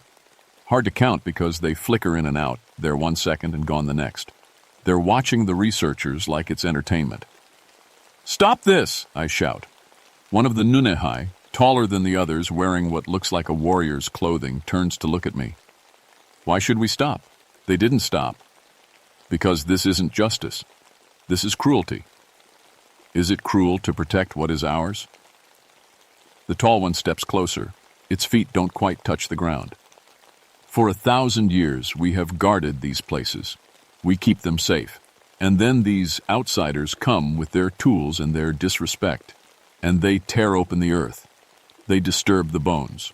They steal the sacred items." It gestures at the circling researchers. "We only take what they try to take from us. The spirit, the memory, the love, the hope, all the things that make them human." One of the researchers, a young woman maybe 25, suddenly stops walking. She stands perfectly still for a moment, then collapses. Just drops like someone cut her strings. I run to her. She's breathing, but her eyes are like Dr. Vance's. Empty. "Sarah Chen," I say, remembering her name from the file. "Sarah, can you hear me?" Nothing. No response at all. The tall Nunahai laughs. It's not a nice sound. "That one has lost curiosity. She will never wonder about anything again, never ask questions, never seek knowledge." My hands are shaking. "What do you want?" Tell me what you want, and I'll make it happen. We want them to understand, the Nunahai says simply. We want them to feel what it's like to have something precious stolen. They understand now. Look at them. They understand. Do they? The Nunahai floats closer, its face right next to mine. Its breath smells like old earth and older secrets. Or are you the only one who understands, half-blood? You, who walk between worlds. You, who still remember the old ways. The other researchers have stopped walking too. They stand in a rough circle, all of them empty-eyed, all of them missing their shadows. I need to talk to Elder Swiftwater, I say. Please, give me 1 day. The Nunahai studies me for a long moment. Then it nods, once. 1 day. But the sun has already risen. When it sets tomorrow, if there is no balance, we take the rest. We take everything. It vanishes. All of them vanish at once. The forest is silent again. I'm alone with 6 empty people who used to be human. And I have less than 24 hours to figure out how to save them. Elder Swiftwater meets me at the trailhead just after noon. He took one look at my face and said, "They're awake then, the old guardians." "How did you know?" "Because you're still breathing." He pulls a bundle of sage from his bag and lights it, letting the smoke drift over me. "If they wanted you dead, you would be. They let you live because you're half-blood, because you respect the old ways, but also because they want you to carry a message." "What message?" "That there are consequences." He looks past me toward the mountain. "That some boundaries should not be crossed." I help him into my truck and drive him to the camp. He's old, but he moves through the forest like he's young again, reading signs I can't see. He stops at the circle of equipment, the pile of Cherokee artifacts, and nods slowly. "They're teaching," he says. "See, they took the modern tools and replaced them with the old ones. Everything old returned. Everything new removed. Can we negotiate with them?" "You can try." He looks at me with sad eyes. "But understand, Dakota, the Nunahai have been here much longer than us, longer than the Cherokee. They were here when the first people came to these mountains, and they'll be here when the last people leave. They don't think like we do. Time is different for them. Mercy is different. We find the researchers scattered through the forest, all in the same state. Empty. Present but absent. I count them. All 6 are accounted for, but only 4 are still intact. Dr. Vance and Sarah Chen are completely gone, whatever they were taken away completely. The other 4 still have something left, but it's fading. I can see it in their eyes, little flickers of awareness that come and go. Elder Swiftwater examines each one, saying prayers in Cherokee, burning sage. When he's done, his face is grim. 2 are beyond saving, he says quietly. The Nunahai have taken too much. But the others, maybe. If we can make the right offering, if we can restore balance. What kind of offering? He's quiet for a long time. Then, the researchers took something sacred.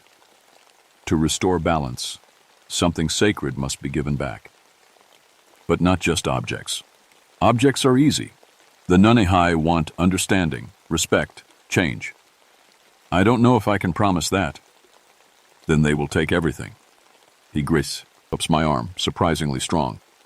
Listen to me, Dakota. What's happening here is bigger than 6 researchers. The Nunahai are making a point. They're saying this far, no further. If we don't listen, if the outside world doesn't listen, they will do this again and again until people learn.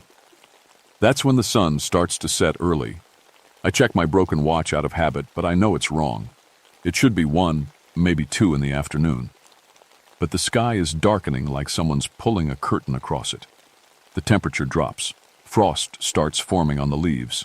Elder Swiftwater grabs my shoulder. They're coming. They want an answer now. The Nunahai appear all around us. More than before. Dozens of them, maybe hundreds, flickering in and out of sight. The tall one, the warrior, stands directly in front of us. "One day," we said, "but we grow impatient, half-blood.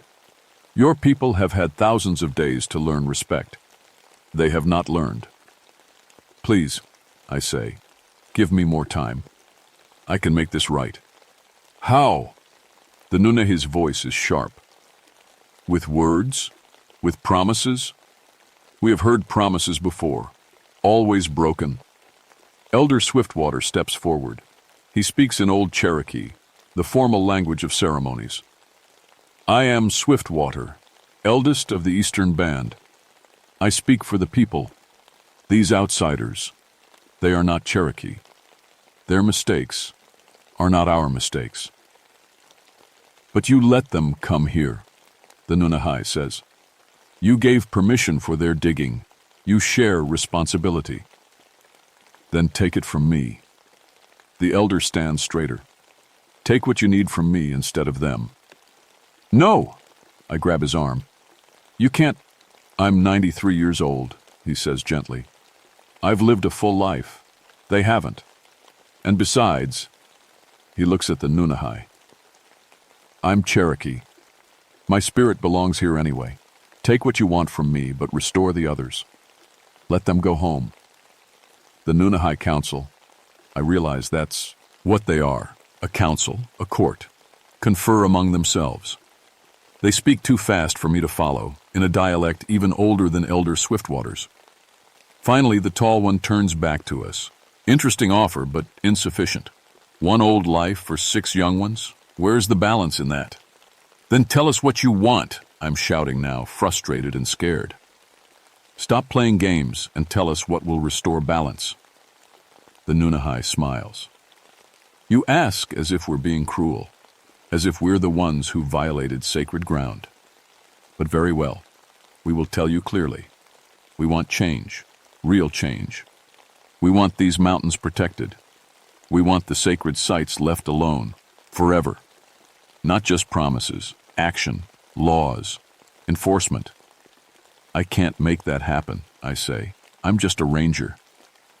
"But you walk between worlds," the Nunahi says. "You can speak to both sides. You can make them understand. That is why we let you live, Dakota Moon Whisper. Not out of mercy, out of necessity. You are the bridge. And if I fail, then we will do this again." The Nunahi gestures at the empty researchers. And again, until your people learn that some places are not theirs to take." That's when Sarah Chen starts screaming. She's been standing silent and empty for hours, but now she's screaming like her soul is being torn apart. Which I realize with horror, it is. The Nunahi aren't done with her. They're taking more. "Stop it!" I run to her, but the Nunahi block my way. "She was the one who opened the burial mound," the tall one says. "She touched the bones with her bare hands. She took photographs. She bagged and tagged our ancestors like specimens, and she did it smiling, excited about her discovery. She felt no shame, no respect. So we take her joy, her excitement, her ability to feel happiness ever again." Sarah stops screaming. She stands there, tears running down her face, but her expression is blank, empty of everything except grief. "Please," I beg, "she's just a student. She didn't know." "Ignorance is not innocence," the Nunahi says. "She chose not to know. She chose not to listen when you warned them. She chose her career over respect. So we choose justice over mercy." Elder Swiftwater is crying silently beside me. "There must be another way." "There is," the Nunahi says. "The way we have offered. Change, protection, respect, or all 6 will end up like her. Empty shells, living warnings." Dr. Vance suddenly speaks. His voice is hollow, mechanical. "Please, can't remember. Can't remember my daughter's name. Can't remember why I loved her. Please." He collapses. The Nunahi watch him fall without expression. He has lost love. the tall one says simply. Soon he will lose everything else. They all will, unless the half-blood succeeds. They vanish again. All of them, all at once. Elder Swiftwater kneels beside Dr. Vance, checking his pulse. He's alive, but not for long. Not like this.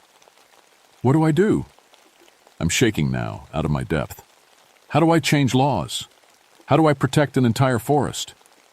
You start, the elder says, by making a deal. Not with them. He gestures at the empty air where the Nunahai were. With us. The Cherokee Nation. We offer you full tribal adoption, full status. Then you're not just a ranger anymore. You're Cherokee Nation official representative. You speak with our authority. Will that be enough? I don't know. He helps Dr. Vance into a sitting position, though the man's eyes stay empty. But it's a start, and the Nunahai respect intention. If they see you really trying, really sacrificing, they might give you more time. What do I have to sacrifice? He looks at me sadly. Everything you've built, your ranger career, your independence, your life as you know it. You'll be bound to this forest, to these mountains, forever. Walking between worlds, keeping the peace. Never fully belonging to either side. I think about my grandmother, about her stories, about how she always said some people amas were born to be bridges. Okay, I say, I'll do it. Then we begin at sunrise, Elder Swiftwater says. The ceremony of adoption. After that, you make your case to the Nunahai Council. And we hope, his voice breaks. We hope it's enough. The sun sets for real this time. The darkness that comes is complete. No stars, no moon, just blackness. And in that blackness, I hear the Nunahai singing. A lullaby that sounds like a funeral song. I don't sleep. Can't sleep. I sit with the researchers through the night, watching them fade little by little. They're still breathing, still physically alive, but more and more of what makes them human is being drained away. Just before dawn, another one collapses. James Park, a grad student who was writing his thesis on Cherokee pottery. He was 23. Now he's a breathing shell who will never think another thought again. The Nunahai took his intelligence, his memory, his ability to learn. He's alive but will need to be cared for like an infant for the rest of his life, if he survives. Elder Swiftwater finds me at first light. He's brought others, 3 more elders, and a younger woman who I recognize as the tribal council's secretary. They're all carrying ceremonial items. Are you ready? Swiftwater asks. No, but let's do it anyway. The ceremony takes 2 hours. They mark me with clay and ash, say prayers in Cherokee that go back hundreds of years, make me swear oaths to protect the people in the land. When it's done, I'm officially Cherokee Nation. Not just half anymore. Full member. Full responsibility. The secretary hands me a document. This is from the tribal council, she says. Official authorization for you to negotiate on our behalf, to make binding agreements for land protection. Will the Nunahai accept it? We're about to find out. We walk to the burial mound the researchers opened. It's been resealed, the dirt carefully replaced, new grass already growing over it like it was never disturbed. But I can feel the anger coming from it. The violation. I need to speak to the Nunahai Council, I call, out in Cherokee. I come as representative of the Cherokee Nation. I come to negotiate. For a long moment, nothing happens. Then the world shifts. I'm suddenly not in the forest anymore. I'm in a different place. Still mountains, still trees, but everything is older. The trees are massive, ancient things that touch the clouds. The sky is purple and green at the same time, and there are Nunahai everywhere. Hundreds of them, thousands maybe, all gathered in a great circle. I'm standing in the center. The elders are gone. I'm alone. The half-blood returns, the tall warrior Nunahai says. Now full blood. Clever. But does it matter? Will you tell us what we want to hear? I'll tell you the truth, I say. My voice echoes strangely in this place. You're right. The researchers were wrong. They disrespected sacred ground. They violated your trust and ours. They deserve consequences. Then you agree they should lose everything? No. I take a breath. I think there's a difference between justice and revenge. Justice teaches. Revenge just creates pain. A murmur runs through the gathered Nunahai. You have taken enough to teach your lesson, I continue. 2 are already lost completely. The others will carry scars forever. They will never forget what happened here. And more importantly, I pull out the document. I'm here to make sure it never happens again. Words, the warrior Nunahai says dismissively. We have heard words before. Not like these. I unfold the document. The Cherokee Nation is formally requesting that all these sacred sites be designated as restricted areas. No archaeological work without explicit tribal permission. No excavation, no research, nothing.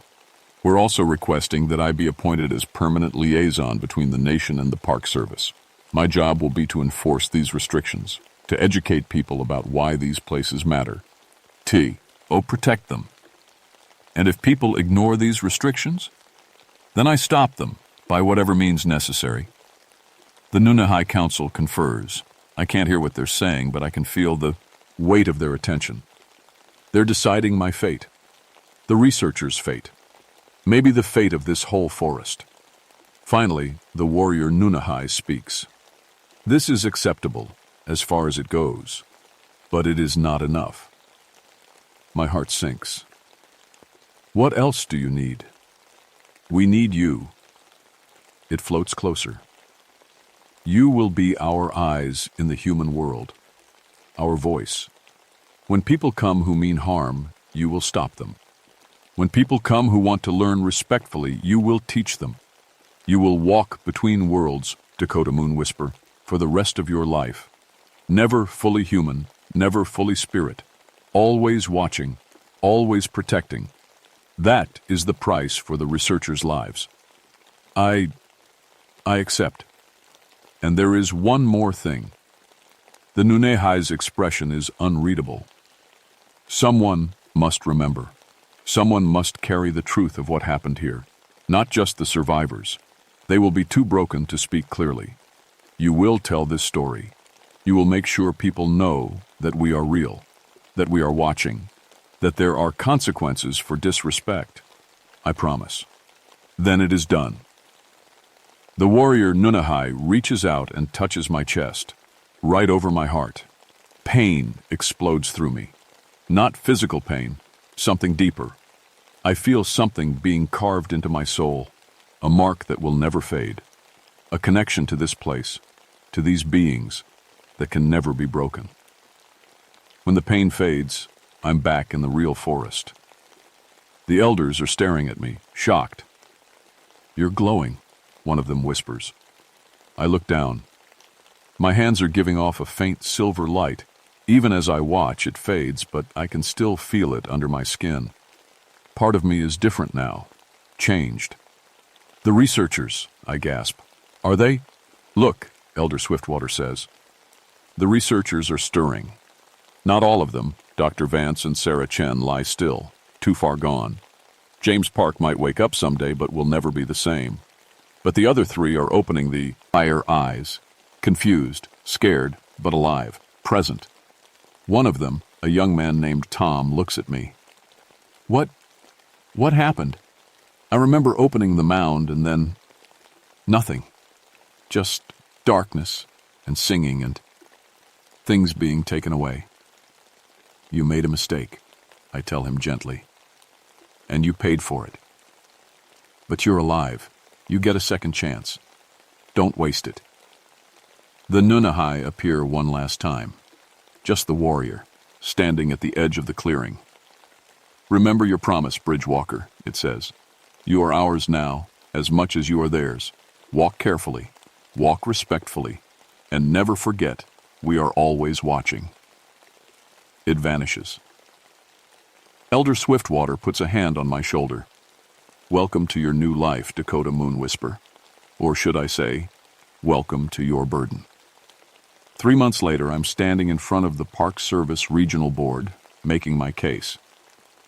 The Cherokee Nation has formally requested these 23 sites be declared off-limits, I say, pointing to the map. No exceptions, no permits, no research unless explicitly approved by the Tribal Council. That's unprecedented, one board member says. So is what happened to that Duke research team. They all shift uncomfortably. The incident was hushed up as much as possible. 6 researchers went into the woods, 3 came out mentally destroyed, 2 more came out as empty shells that needed full-time care, and 1 died 2 weeks later when his heart just stopped. No official explanation, just a quiet warning that went out to every university in the Southeast. Stay away from those sites. Ranger Moonwhisper, the board chair says carefully, are you asking us to accept that there are supernatural forces protecting these areas? I look her in the eye. I'm asking you to accept that people who disrespect these sites end up dead or worse. How you explain that is up to you. But the restrictions go into effect either way. The Tribal Council has made that clear. They vote. It's unanimous. The sites are protected. After the meeting, I drive back to the mountains. I don't work out of the ranger station anymore. Have a small cabin near the burial mounds, right on the edge of the protected zone. I'm officially the Cherokee Nation's liaison to the Park Service now. My job is to watch, to warn, to protect. I park and walk into the woods. It's sunset, the sky turning orange and purple. I can feel the Nunahai watching me. They're always watching now. I'm marked, bound to this place. I can't leave even if I wanted to. Not really. Part of my soul is woven into these mountains now. But I'm okay with that. Because I understand now what my grandmother was trying to teach me all along. Some boundaries exist for reasons. Some places are meant to be left alone. Some stories are true, even when they sound impossible. The 3 researchers who survived are in therapy, trying to process what happened to them. Tom writes to me sometimes. He's studying Cherokee history now, the right way, with respect, with permission.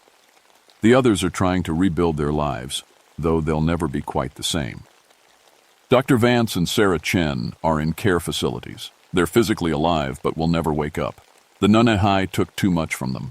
They're living warnings now, evidence of what happens when you cross certain lines. James Park died last month. His parents held a funeral, but there wasn't really anyone to bury. The person he had been was already gone. I visit the burial mound as the last light fades. I leave an offering, tobacco and sage, the traditional way. The Nunahai don't appear, but I know they're there. I kept my promise, I say quietly. The sites are protected. I'm telling the story. People will know to respect these places.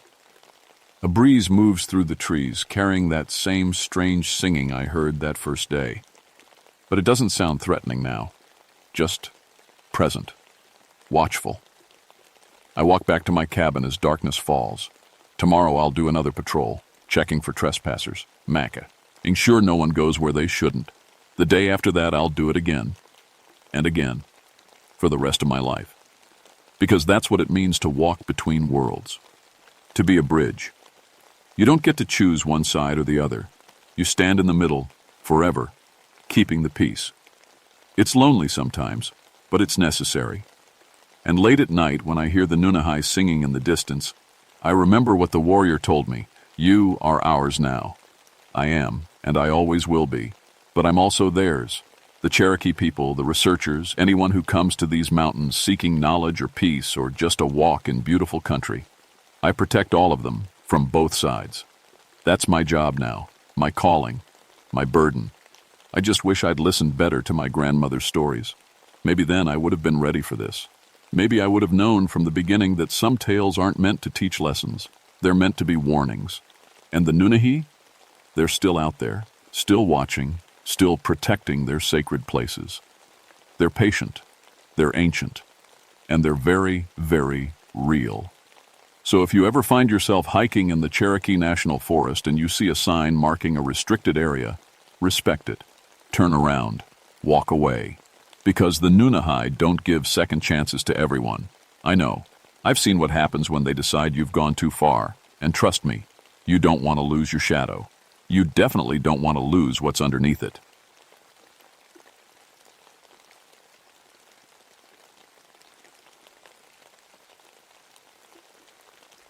My name is Ezekiel Snakebrook, but everyone calls me Zeke. I've been a ranger at Wayne National Forest for 11 years now, and I thought I'd seen everything these Ohio hills had to offer. I was wrong. People think being a forest ranger is all about putting out campfires and helping lost hikers. Most days, that's true. But my job is different. I protect the old places, the ancient mounds built by people who lived here thousands of years before Columbus ever touched American soil. The Native American earthworks scattered through these forests are my responsibility, and I take that seriously. I'm 36 now, tall and thin, the kind of guy who learned early on to move carefully around sacred ground. My archaeology minor from Ohio State made me the natural choice for this work. I carry a metal detector, excavation tools, and a worn notebook full of site maps. I've protected 15 archaeological sites from vandals and worked with the Ohio Historical Society on 3 major preservation projects. The Shawnee elder from the nearby reservation, Joseph Whitefeather, calls me the one who listens. I used to tell people that Indian mounds were just old burial sites, ceremonial places where ancient people honored their dead. That's what the textbooks say. That's what I believed for 10 years. Then I learned what they're really keeping buried. It started in late September 1985, when Dr. Patricia Hammond from Ohio State called me about a discovery. Her team had found something big, a serpent mound even larger than the famous one in Adams County. This one was hidden deep in the forest, covered by centuries of leaves and soil. They'd spotted it using aerial photography, the outline barely visible through the trees. "Zeke, you need to see this," Patricia said over the phone. Her voice had that excited shake professors get when they find something important. "The construction is key, completely different from anything we've documented. It's older, much older." I drove out that afternoon. The site was 15 miles from the nearest road, accessible only by a hiking trail that wound through thick oak and maple forest. Fall was just starting to touch the leaves, hints of gold and red breaking through the green. Patricia met me at the trailhead. She was in her 50s, gray hair pulled back, mud on her boots. Behind her stood 5 other archaeologists from her team, all looking tired but excited. "This way," she said. We hiked for an hour.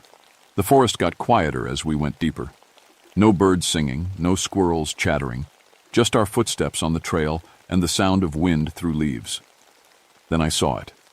The serpent mound stretched across a natural ridge, its body winding in curves that looked too perfect to be natural. It was huge, at least 400 feet long, the raised earthwork forming a snake with 7 distinct coils. The head pointed east toward where the sun rose. The tail vanished into the thick forest. "My God," I whispered. "We've been excavating for 2 weeks," Patricia said. She looked worried now, not excited. "That's why I called you. Something's wrong here, Zeke." I walked closer to the mound. The earth was ancient, packed hard by centuries of rain and roots. But something felt off. The curves looked too fresh somehow, like the snake had moved recently. "What do you mean, wrong?" Patricia glanced at her team. A younger man with glasses, David, stepped forward. "The coils have shifted," he said. "We've been mapping the structure every morning. Yesterday morning, the 3rd coil was 6 inches further west than the day before." "Earthquake?" I suggested. "No seismic activity recorded," David said. "And it's not just that. Watch." He led me to one of their excavation sites, a careful square cut into the serpent's body. The hole was maybe 4 feet deep, the walls showing clear layers of different colored soil. "We finished this pit at 6 p.m. yesterday," David said. "This morning at dawn, it looked like this. The pit was filled in. Not collapsed or eroded. Filled in with the exact same layers of soil, in the exact same order, like someone had carefully put every shovelful back where it came from." "Wind?" I said weakly. Patricia shook her head. "Zeke, we're archaeologists. We know natural site disturbance. This isn't natural." I knelt beside the filled pit, running my fingers through the loose topsoil. It was cold, much colder than it should be on a warm September afternoon. "There's more," Patricia said quietly. "2 nights ago, 3 members of the team woke up at dawn. They don't remember going to sleep. They don't remember walking. But we found them lying on the ground around the serpent's head, positioned in a perfect triangle." A chill ran down my back. "Did they—" "They're fine, just confused. But Zeke—" She pulled out a photograph and handed it to me. "We took this that morning." The photo showed 3 sleeping forms on the ground, positioned around the raised earth of the serpent's head. From above, you could see it clearly. They formed the points of a triangle that perfectly matched the shape of the mound's open mouth. I looked up at the serpent earthwork stretching before us. In the fading afternoon light, it almost looked like it was breathing. "Pack up your equipment," I said. "I need to make some calls." That night I sat in my ranger station going through every file I had on Ohio's ancient earthworks. The famous Serpent Mound in Adams County, the one all the tourists visit, was built by the Fort Ancient people around 1000 AD, or maybe the Adena culture 2000 years earlier. Archaeologists still argue about it. But this new mound was different. Older, Patricia said. Different construction. I pulled out a book written by a Smithsonian archaeologist in 1920. One line made me stop cold. Local Shawnee informants insist the serpent mounds were not built to honor the earth so pirates, but to contain them. I went back to the site the next morning with Joseph Whitefeather. The old Shawnee elder moved slowly through the forest, leaning on a walking stick carved with symbols I didn't recognize. He was quiet for the whole hike, just listening to the woods. When we reached the mound, he stopped. His face went very still. "This is a keeper mound," he said quietly. "My grandfather told me stories about these. I thought they were just legends." "Keeper? What's it keeping?" Joseph walked slowly around the serpent's head, not touching the earthwork. "The old people made a deal long before my ancestors came to these lands. They were starving. The harvests failed year after year. Then something spoke to them from underground. An old spirit, powerful and hungry. He pointed at the serpent with his walking stick. The spirit taught them how to grow corn, beans, squash, taught them which plants heal and which kill, made them prosperous. In exchange, they had to build these mounds, prison walls made of earth and prayers. Prison for what? For the one who taught them, the earth serpent, the sleeping god that wants to wake up. Patricia and her team were working when we arrived at their camp. She looked like she hadn't slept. Dark circles under her eyes, hands shaking slightly as she poured coffee. "Another incident," she said before I could even say hello. "This morning, the metal detectors went crazy." David was sitting by a tent, staring at his equipment. "I've been using metal detectors for 15 years, he said. "I've never seen readings like this. Massive metallic signatures, stronger than buried cars or pipes. But when we dig down to investigate..." He gestured helplessly. "Nothing, just dirt." "Show me," I said. We walked to the middle section of the serpent's body. David turned on his metal detector and swept it over the ground. Immediately there's a machine screamed, a high-pitched squeal that made my teeth hurt. "See? It's saying there's something huge right here, maybe 10 feet down." David marked the spot with a flag, then moved 5 feet away and swept again. Nothing. He came back to the flag. The machine screamed again. "It's like something's there only when we're looking for it," he whispered. I felt my skin crawl. Joseph stood at the edge of the forest watching us. He wouldn't come closer to the mound. That afternoon, Patricia's team set up seismic monitoring equipment. If the mound was shifting, they wanted to record it. The sensors would detect even tiny ground movements. We gathered around the laptop showing the seismic readings at sunset. The screen showed mostly flat lines, normal background vibration from wind and small animals. Then, exactly at sunset, the lines changed. A pattern appeared, rhythmic, regular, like a heartbeat. "That's impossible," David said. "That's not earthquake activity, that's..." He looked at Patricia. "That's a pulse. The heartbeat continued through the night. Slow, steady, coming from somewhere deep below the serpent mound. None of us slept well. I stayed in my truck, parked at the edge of the camp. Around 3 a.m. I saw movement. Patricia was walking toward the mound. Her eyes were open, but she moved wrong. Too smooth, too steady, like she was floating instead of walking. Behind her came David and another researcher, a woman named Sarah, all three moving in the same strange way. "Patricia!" I shouted, jumping out of the truck. She didn't respond, just kept walking toward the serpent's head. I ran after them, grabbed Patricia's arm. Her skin was ice cold. She turned to look at me, and her eyes were wrong, pupils stretched vertical like a snake's. "The guardian is waking," she said.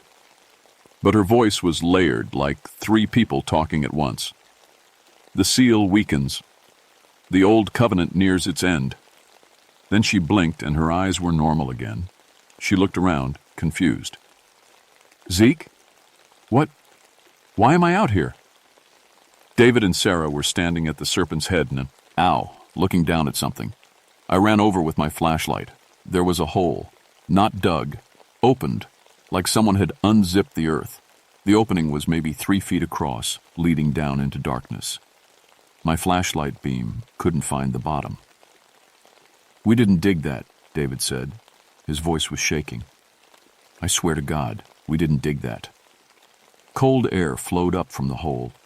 It smelled ancient, like caves and underground rivers and things that never saw sunlight. And from somewhere far below I heard it, a dry sliding sound, like scales against stone. Joseph was right. Something was down there, something that had been sleeping for thousands of years, and we'd woken it up.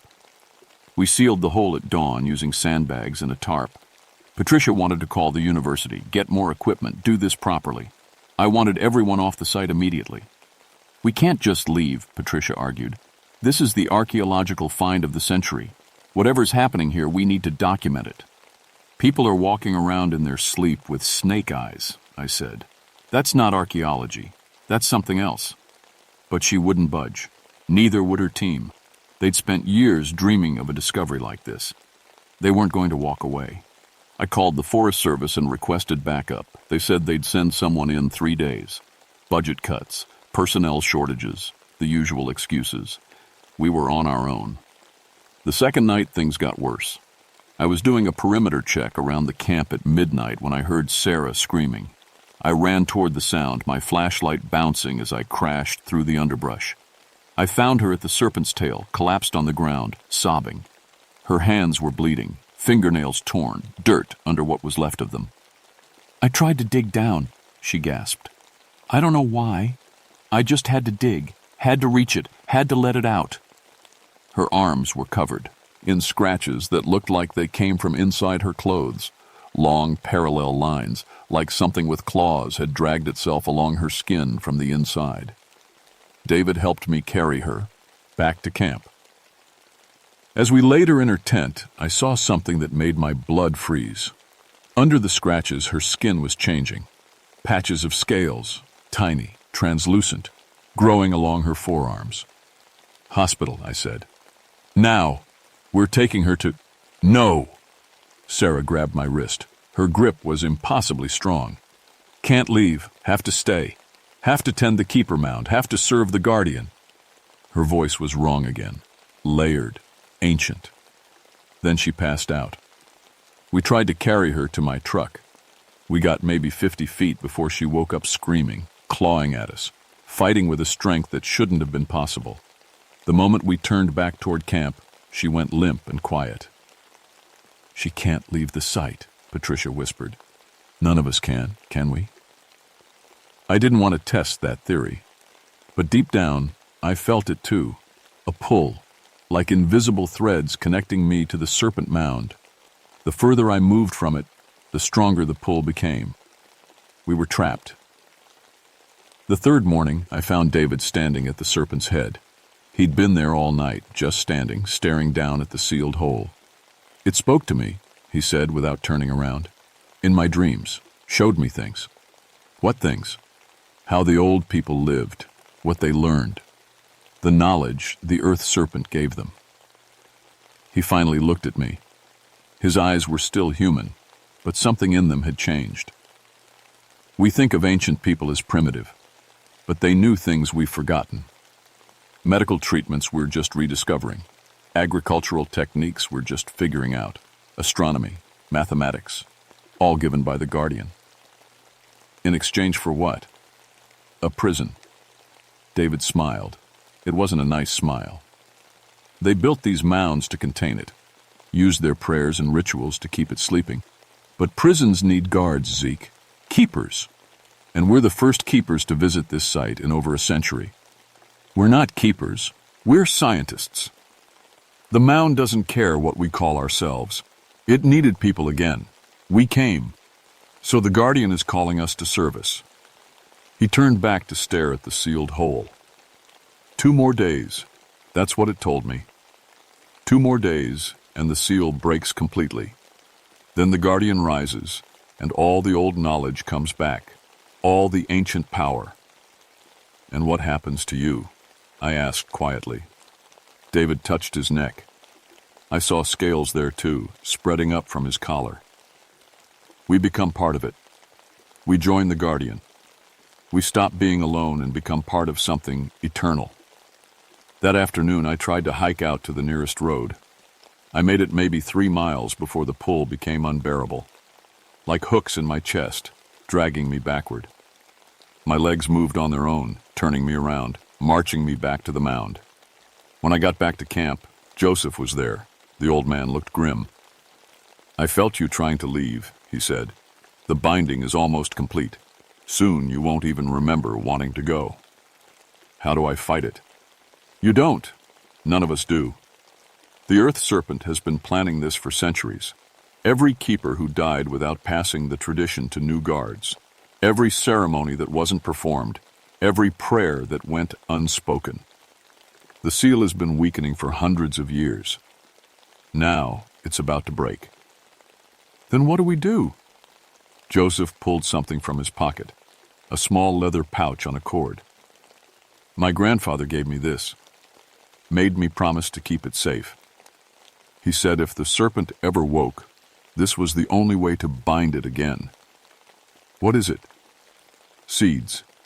From the first corn the ancient people grew, planted with prayers and blessed with blood. The original contract between the earth serpent and humanity. He pressed the pouch into my hand. But using them requires a sacrifice. A new keeper must bind their life to the mound, must stay here, awake and watchful, or the rest of their days. I looked at the pouch. The leather was ancient, cracking. How long would that be? However long it takes for someone to relieve you. Could be days, could be decades. Joseph met my eyes. Could be never. That night, the earth began to shake. The earthquake started small, a vibration in the ground like distant thunder. Then it grew. Trees swayed. Equipment toppled.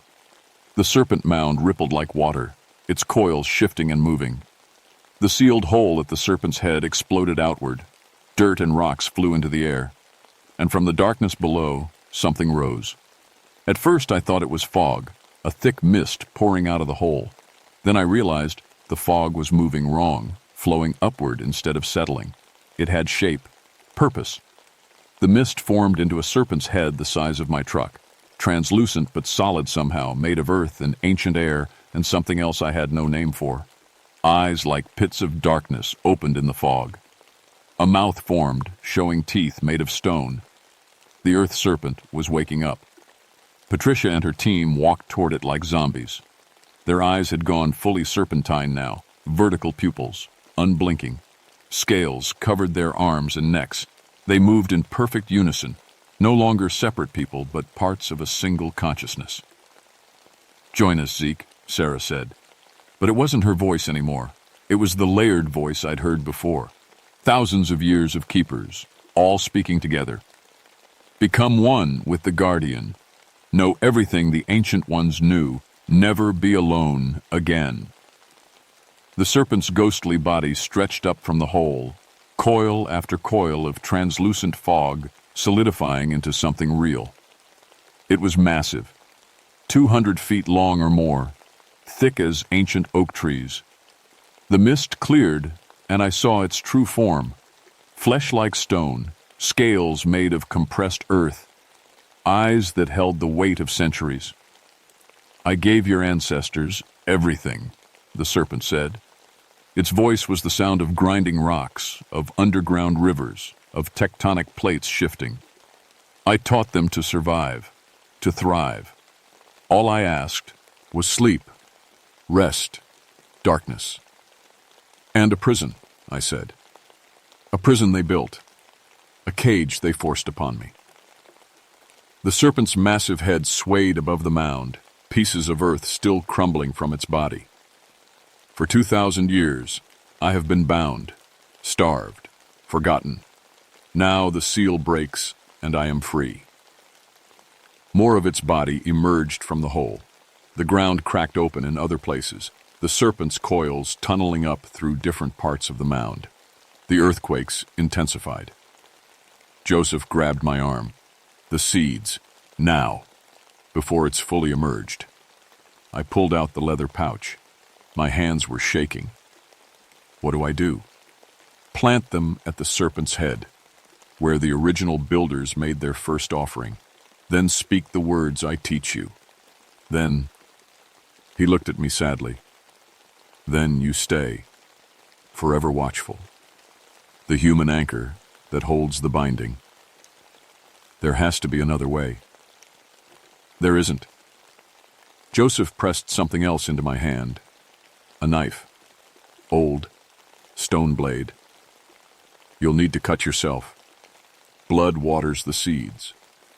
Blood seals the contract." The earth serpent's body was almost fully out now. Where it moved, the ground split open. Trees crashed down. The forest itself was being torn apart. David and the others had reached the serpent. They knelt before it, faces turned upward in worship. As I watched, their transformations completed, bodies elongating, spines restructuring, becoming something between human and snake. Their screams of pain sounded almost joyful. I ran toward the serpent's head, dodging falling trees and opening sinkholes.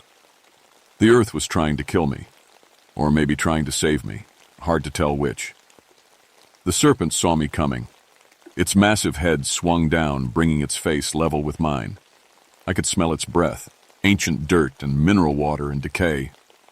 "Join them," it said. "Take the knowledge I offer. Transform." "No," I gasped. "Then die." The serpent's mouth opened. Inside I saw darkness that went down forever. It lunged forward. I dove aside. Where I'd been standing, the ground imploded, sucked down into a sudden sinkhole. The serpent's bite had torn a hole straight through to whatever underground cavern system it had been sleeping in. I scrambled toward the original excavation site, the one the team had dug at the serpent's head 2 weeks ago, the one that kept filling itself in. That had to be the spot. The original offering place. Joseph was chanting behind me, old words. Shawnee mixed with something older, language from before languages. I reached the spot and tore open the leather pouch. 4 seeds fell into my palm. Ancient corn, preserved for generations. I dug with my bare hands, making a shallow hole. The serpent struck again. I rolled away, felt its stone fangs pass inches from my back. I dropped the seeds into the hole, grabbed the stone knife, cut across my palm, deep.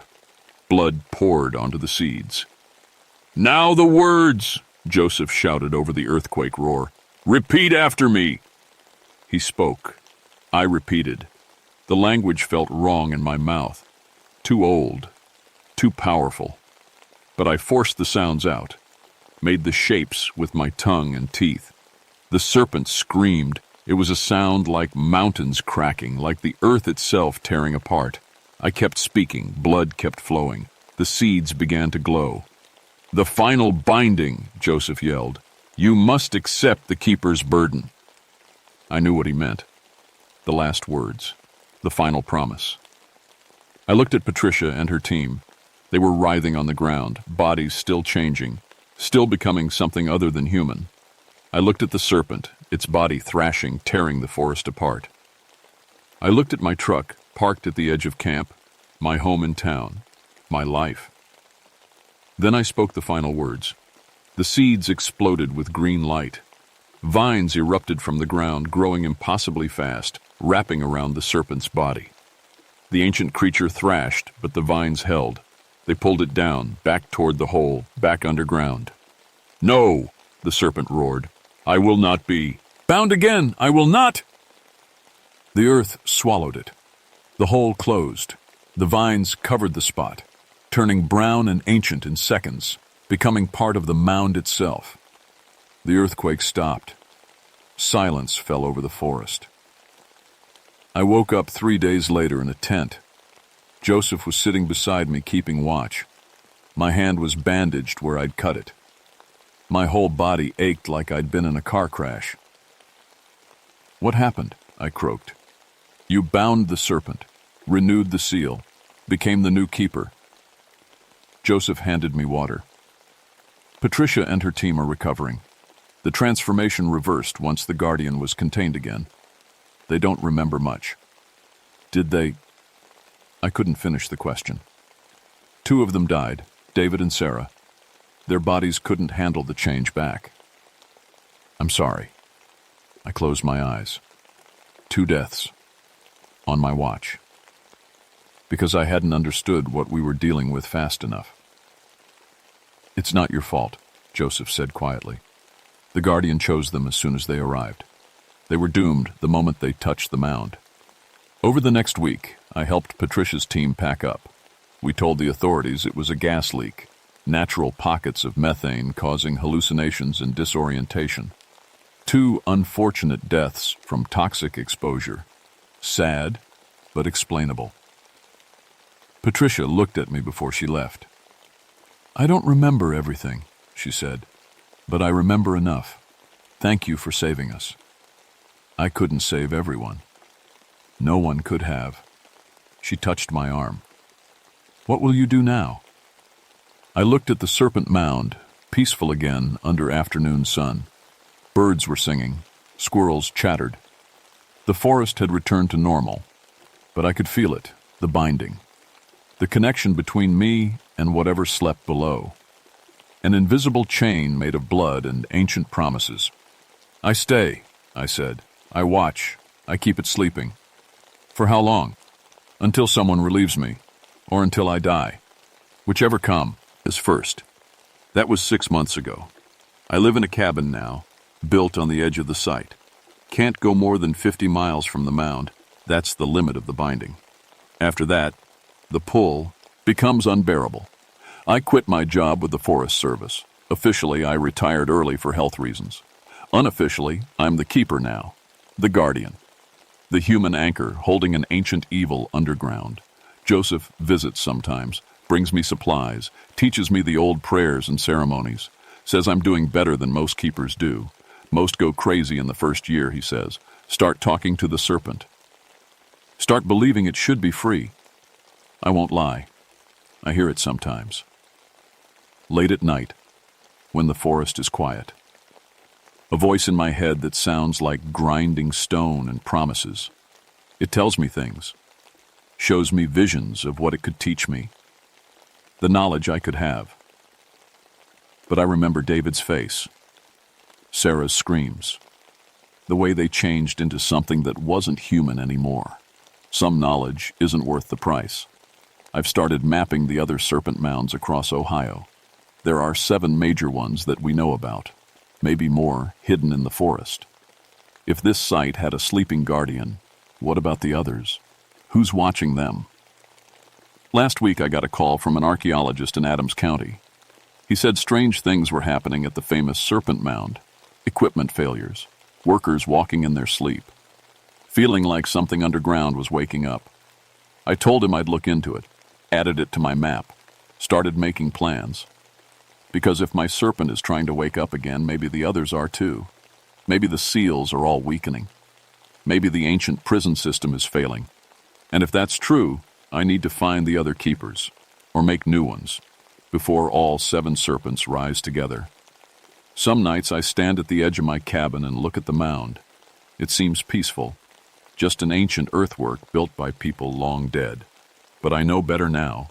I know what's sleeping down there in the dark. I know what it wants. And I know that my life, however long it lasts, is theirs. The only thing standing between that ancient hunger and the modern world. Indian mounds aren't just old burial sites. They're not just ceremonial places or archaeological wonders.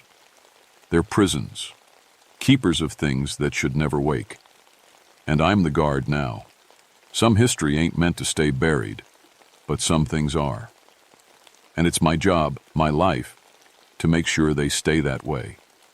The serpent sleeps. I watch. The binding holds. For now,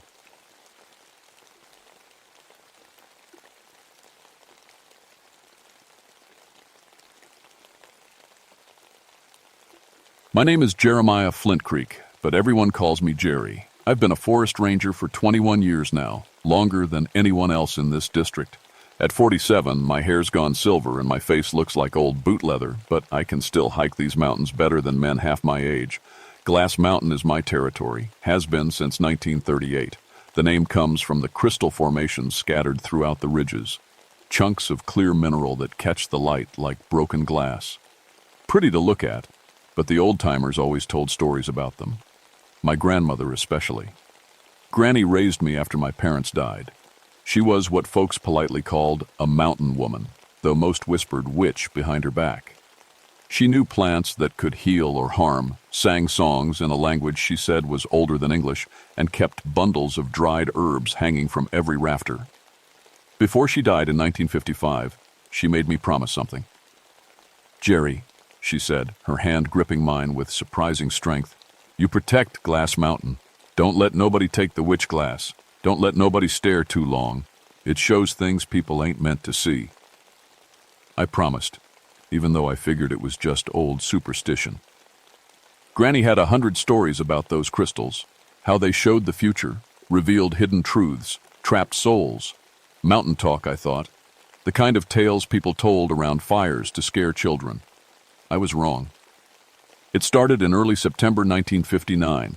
A team from the University of Virginia came up to study the crystal formations, 5 researchers with fancy equipment and doctoral degrees. The lead scientist was Dr. Helen Marquez, a mineralogist who'd published papers about unusual geological formations.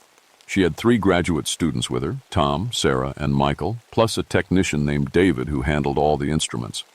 I met them at the trailhead on a Tuesday morning. Dr. Marquez was a small woman with sharp eyes and no-nonsense manner.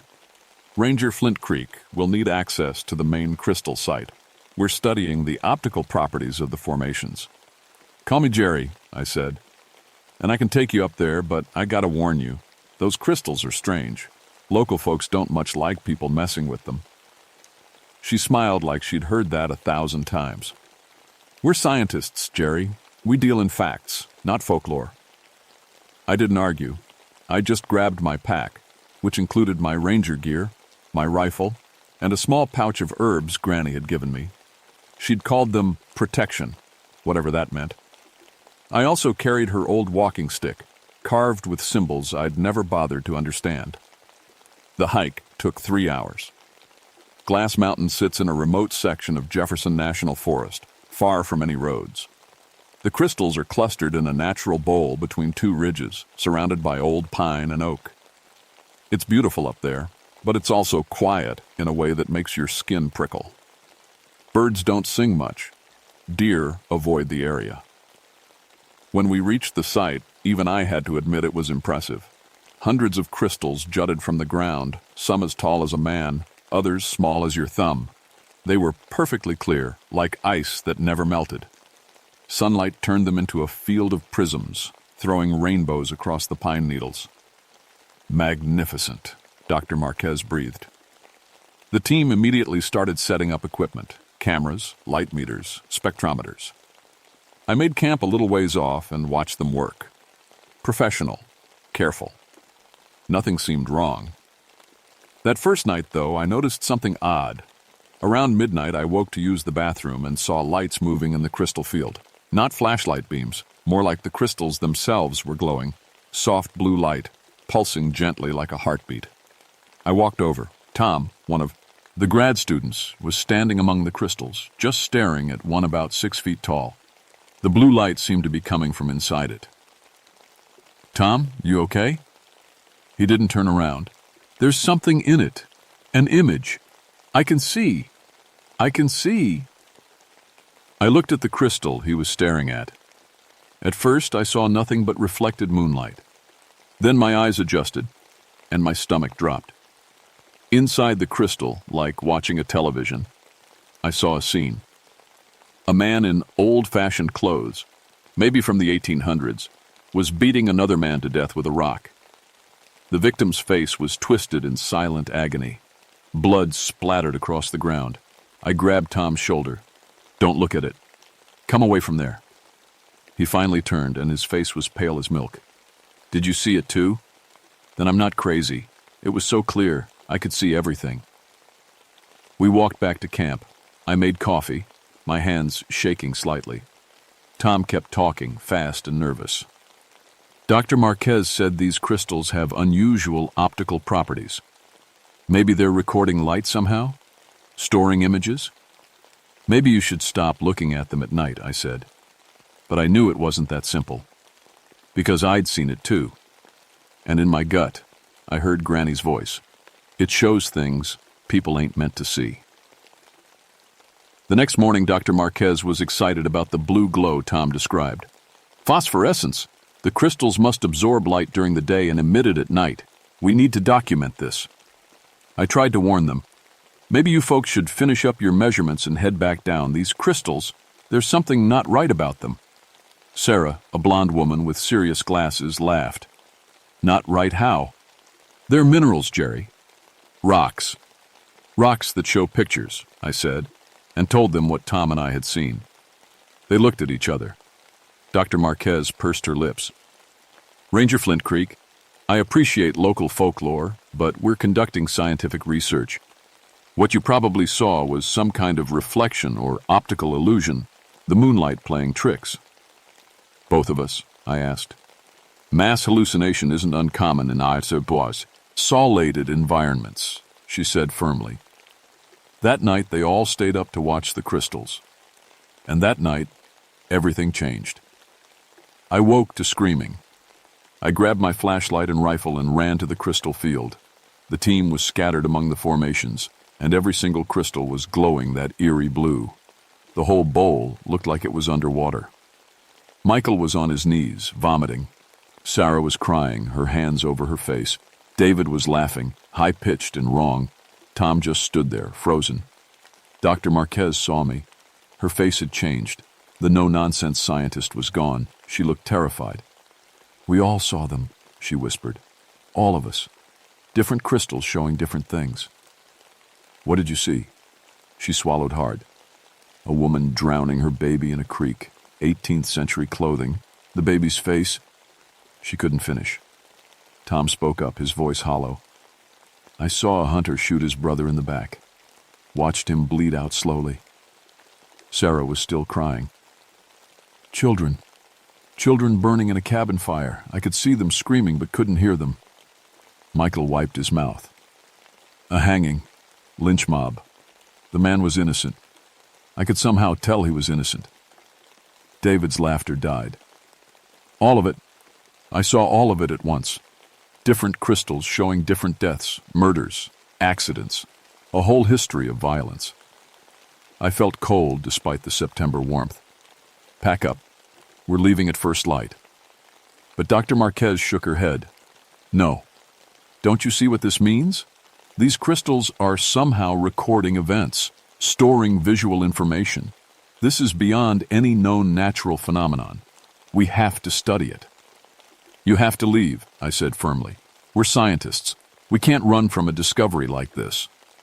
I wanted to grab them and drag them down the mountain, but you can't force adults to leave public land. All I could do was warn them. My grandmother told me stories about these crystals. She said they show truth, all truth, past, present, future. She said people who stare too long get sick from it, sick in the head. With respect, Jerry, your grandmother was a superstitious woman. Dr. Marquez said. "We're staying." I should have tried harder. Should have lied, told them there was a storm coming or a dangerous animal in the area. Anything to get them away. Instead, I watched them spend the next day taking measurements, photographing the crystals, setting up instruments. They were obsessed, couldn't stop talking about the visions, analyzing what they'd seen, debating theories. That second night, I stayed awake on purpose, sat by my tent with Granny's walking stick across my lap and her herb pouch around my neck. The herbs smelled like sage and something else, something sharp and old. The crystals began glowing around 11. This time, the light was brighter. I heard Dr. Marquez gasp. She was standing in front of a large crystal, her face lit by blue light. Oh God, that's me. I walked over despite my instincts screaming to stay away. Inside the crystal, I could see Dr. Marquez, or a version of her. She was older, maybe 60, sitting in an office. She picked up a gun and put it in her mouth. "That's 30 years from now," she said quietly. "I'm seeing my own future." "Stop looking," I said, grabbing her arm. But she pulled away, stumbling to another crystal. "No.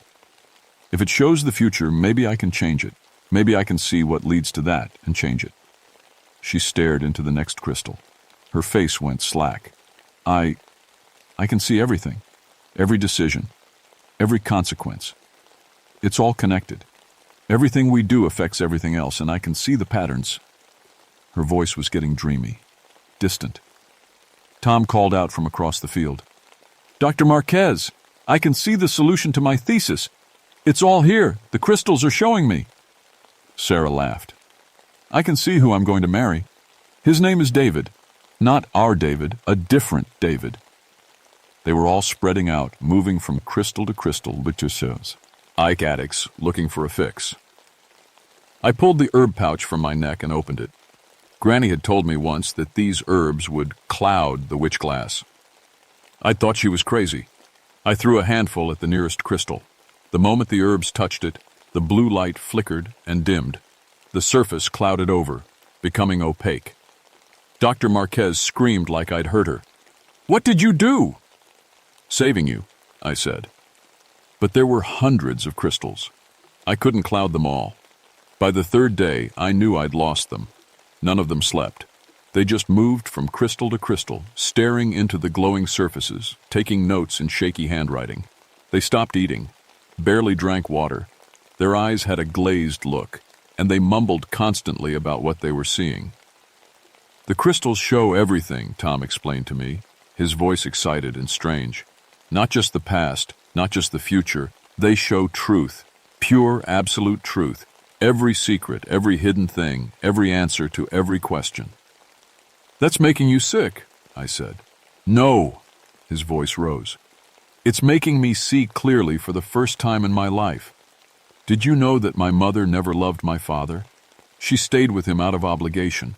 I can see the moment she decided to stop trying. I can see my birth in her face. She wasn't happy. She was disappointed." "Tom, that's truth," he interrupted. "Uncomfortable truth, but truth nonetheless." Sarah walked past, talking to herself. 342 lies I've told in my life. I've seen every single one. Watched myself tell them. The crystal doesn't judge, it just shows. Michael had stopped talking entirely. He just sat in front of one large crystal, staring, tears running down his face. David was the worst. He'd found a cluster of smaller crystals and was moving between them rapidly, his head jerking like a bird. "So many futures," he muttered. Ranches splitting into more branches. I can see what happens if I move left, if I move right, if I stay still. Every possibility, every outcome. It's beautiful, it's terrible. I can't stop. Watching." Dr. Marquez was taking notes, her handwriting deteriorating into scribbles. "The crystals are a recording medium," she said. "But not just passive. They're active. They're processing information. The mountain itself. What if the mountain is alive? What if these crystals are its eyes, its way of seeing?" That thought made my skin crawl. Because I'd been feeling watched since we arrived. A constant pressure, like something huge and patient was aware of us. On the fourth night, Things got worse. I saw a figure moving through the crystals. At first I thought it was one of the team, but this shape was wrong. Too tall, too thin. It seemed to be made of crystalline facets, reflecting and refracting the blue light. It wasn't human. I grabbed my rifle and approached slowly. The figure turned to look at me, and I nearly dropped the gun. It had no face, just a smooth surface that reflected my own terrified expression back at me. Then it spoke. Not with a mouth, but through the crystals themselves.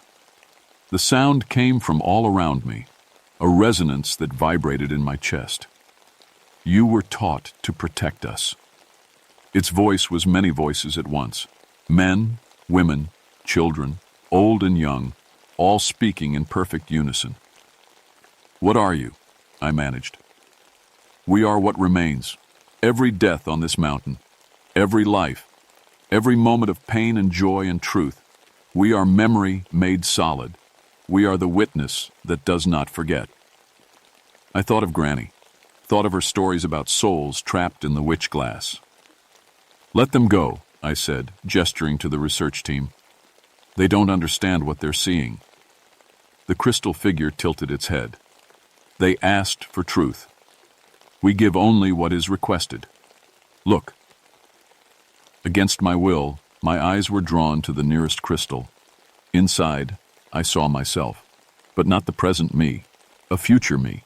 I was older, maybe 60, sitting alone in a cabin, no family, no friends, just an old man dying alone, haunted by memories of people he couldn't save. Your path, the voices said. One of many possibilities. Would you like to see the others? No. I tore my eyes away, and it took every ounce of will I had. The others do not resist. They drink deeply of truth. Soon they will be empty vessels, and we will fill them. Empty? They will become us. Their consciousness absorbed into the crystal matrix. They will see everything, know everything, feel everything. They will become eternal witnesses. Horror washed over me. That's murder. That is transcendence. We do not take. We offer. And they are accepting. I looked at the team. They were all sitting now, arranged in a circle around the largest crystal. Their eyes were open but unseeing. They were rocking slowly, in perfect unison. They were already gone. I ran to Dr. Marquez and shook her. Helen, wake up. Her eyes focused on me for just a moment. I can see my mother's death, my father's affairs, my brother's addiction, every lie I've ever told myself. I can see it all, Jerry. I can finally see. You're losing yourself. No, she smiled. I'm finding truth. Her eyes glazed over again. I pulled out Granny's pouch and threw herbs over all of them. The crystals around them flickered and dimmed, and the team gasped like they'd been underwater. What did you do? Tom screamed. I was so close. I almost understood everything. We're leaving, I said. All of us, right now. But Michael stood up, his movements jerky and wrong. When he spoke, it was with that same multi-voiced resonance I'd heard from the crystal figure. You cannot cloud all the glass. You cannot save them all. 3 have already chosen. Michael? Sarah whispered. But it wasn't Michael anymore. His eyes had turned crystalline, clear and faceted, reflecting light that wasn't there. He walked toward the largest crystal format, ion, and simply merged with it, his body becoming transparent and hard. Within seconds, he was part of the crystal itself, frozen inside, his face locked in an expression of ecstasy. Sarah screamed. I grabbed Sarah and Tom, pulling them away from the crystals. David and Dr. Marquez were still sitting, still staring, still rocking. Run, I shouted. But the crystal figure blocked our path. More of them now, 5 or 6 shapes made of light and angles, surrounding us. 3 have been chosen, they said. 3 will remain. 2 may leave. But you, Protector, you must make a choice. What choice? Destroy the glass or join the glass. Your grandmother understood. She was offered transcendence and refused. She chose ignorance over truth. You must choose as well. I thought fast. Granny's walking stick felt heavy in my hand. She'd carved symbols into it. Protective symbols, she'd said. But maybe they were more than protection. The stick, I said aloud, remembering. She used it to mark boundaries, to close things that shouldn't be open. The crystal figures moved closer. You cannot destroy us all. We are the mountain. We are eternal. Maybe, I said, but I can slow you down. I pulled out every herb from Granny's pouch and threw them in a circle around Sarah and Tom. The crystals within that circle immediately clouded over, their blue light dying. Then I did something I'd been taught never to do. I struck the largest crystal with Granny's walking stick. The sound was incredible. Not just breaking glass, but a scream that came from the mountain itself. The crystal shattered, and a wave of force knocked me off my feet. The crystal figures shrieked, their voices fracturing into hundreds of separate sounds. For a moment, I could hear individual voices, people who'd died on this mountain over centuries, their consciousnesses trapped in the witch glass. I'm sorry, I said, and brought the stick down on another crystal. And another. Each one I shattered released a burst of light and sound. The blue glow was flickering now, dying. The crystal figures were falling, apart, their forms losing cohesion. You will regret this, they said, but the voice was weaker. You choose blindness over sight, ignorance over truth. I choose life over whatever you're offering, I said, and smashed 3 more crystals. Dr. Marquez suddenly gasped and stood up. Her eyes were her own again, but they were filled with horror. What have I seen? Oh God, what have I seen? Don't think about it, I said. Help me get the others. We grabbed David and dragged him away from the crystals. He fought us, screaming about futures he needed to see, truths he needed to know. But we got him outside the clouded circle, and the moment we did, he collapsed, sobbing. I looked at the largest crystal formation, the one where Michael had merged. Inside, I could see him, along with 2 others, graduate students I'd noticed earlier. They were conscious, I realized with horror, aware, but trapped, forced to watch and witness forever. We can't leave them, Sarah said. I raised the walking stick. I'm sorry, Michael. No! Dr. Marquez grabbed my arm. If you shatter that crystal, you'll kill them. They're already gone, I said gently. What's in there isn't Michael anymore. It's just his consciousness, forced to see everything forever. That's not life. But I couldn't do it. Couldn't bring myself to strike. Instead, I heard Granny's voice in my head, clear as day. Make a bargain. I turned to the crystal figures. They were fading but still present. A deal. I'll stop breaking the crystals. I'll protect this place from others who might exploit you. But you let those 3 rest. No more feeding on people. No more stealing souls. Silence. Then, we accept. But know this. We are patient. We are eternal. The next protector may not be so wise. I'll make sure they are, I said. The crystal figures dissolved. The blue light faded completely. The mountain fell silent. Inside, the large crystal, Michael's face relaxed. The expression of ecstasy faded to peace. Then his form simply disappeared, along with the other 2. Released, I hoped. But I'd never know for sure. We left at first light. Dr. Marquez, Tom, Sarah, and David. We didn't speak much on the way down. What do you say after seeing too much truth? The official report said there was a carbon monoxide leak from the camping equipment. Mass hallucination. The university quietly shelved the research project. Michael was listed as missing, presumed dead, along with the 2 other students. Their bodies were never found. Dr. Marquez quit academia entirely. Last I heard, she was working at a small library in Montana, far from any mountains. Tom and Sarah both changed their majors, nothing to do with geology anymore. David was in therapy for 2 years. None of them talk about what happened. I know, because I asked. As for me, I'm still here, still protecting Glass Mountain. I established an unofficial restricted zone around the crystal formations, claiming unstable ground conditions. Most people respect it. Those who don't, well, I'm usually there to turn them back. But something changed in me up there. Ever since I shattered those crystals, I've been able to see things. Not as much as the crystals showed, thank God for that, but glimpses. When I look in mirrors or windows or any reflective surface, sometimes I see the truth beneath the surface, a person's real feelings, hidden motives, secrets they're keeping. It's exhausting. Granny was right. Some knowledge isn't meant for human minds.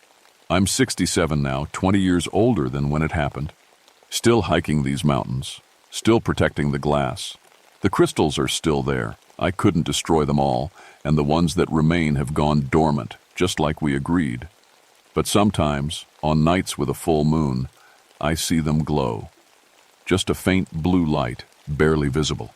And I hear whispers on the wind, voices of all the people whose truths are trapped in that mountain. Young rangers sometimes ask me why I stay here, why I never transferred to an easier post. I tell them it's because I love these mountains. That's true, but it's not the whole truth. The whole truth is that I made a promise. To my grandmother, to the mountain, to the souls in the glass. Someone has to stand watch. Someone has to make sure that knowledge stays buried. Because I learned something up there that the crystals never showed me. Truth isn't always good. Sometimes truth destroys people. Sometimes ignorance is a blessing. And sometimes the bravest thing you can do is choose not to look.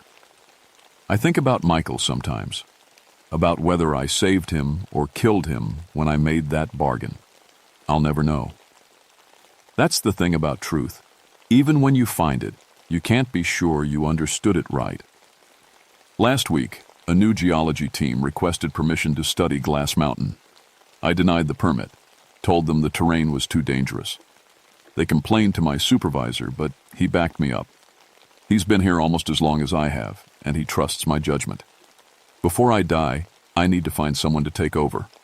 Someone who'll protect this place. Someone who understands that some doors should stay closed, some questions shouldn't be answered, and some glass should never be looked through. My grandmother knew that. She chose to live with mystery instead of terrible certainty. She chose human connection over infinite knowledge. That's what I tell myself when I wake up at 3 a.m. still seeing visions in the darkness. When I look in the bathroom mirror and see not just my reflection, but the scared boy I once was, the soldier I became, the old man I'm turning into. All at once. All true. All terrifyingly clear. The witch glass is still up there, waiting, patient, eternal.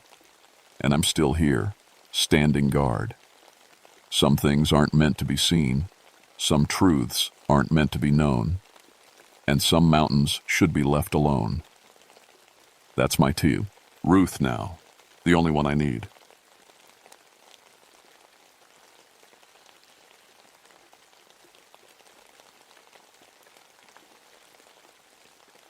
My name is Luther Sootbeard, but everyone calls me Luke.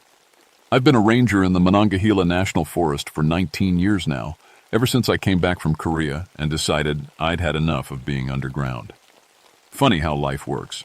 I spent 12 years as a coal miner before the war, and now I spend half my time sealing up old mines to keep folks from falling into the dark.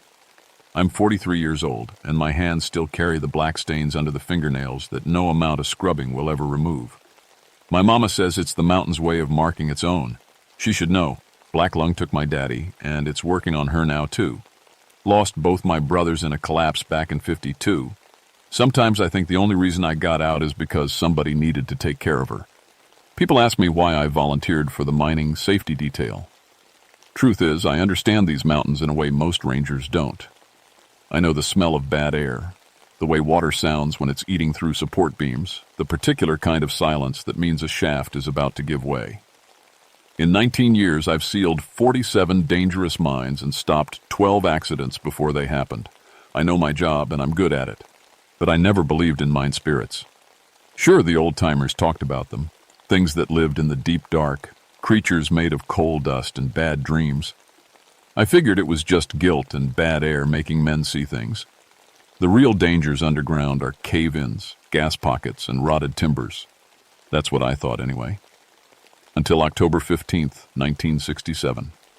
That morning started normal enough. I was filling out paperwork at the ranger station when Sheriff Morrison called. 5 geologists from Virginia Tech had gone missing near the old Black Rock mine. They'd been doing a survey for coal reserves, testing to see if there was anything worth digging up after all these years. Master, last radio contact was at 3:17 p.m. the day before. The transmission was mostly static, but the dispatcher caught a few words. Something about breathing in the walls and coal dust moving against the wind. I told Morrison I'd check it out. The Black Rock mine had been sealed in 1943 after 31 miners died in what the company called a collapse. But I'd heard the real story from my daddy before he passed. Those men didn't just die, they disappeared. And when they finally sent a crew down to recover the bodies, they couldn't find them. Just empty tunnels that went deeper than the maps showed, and a smell like burning coal mixed with something rotten. The company poured concrete in the main shaft and walked away. I loaded my truck with my mining helmet, the old carbide lamp I kept for emergencies, my canary cage with 2 birds inside, gas detection equipment, and 300 feet of good climbing rope.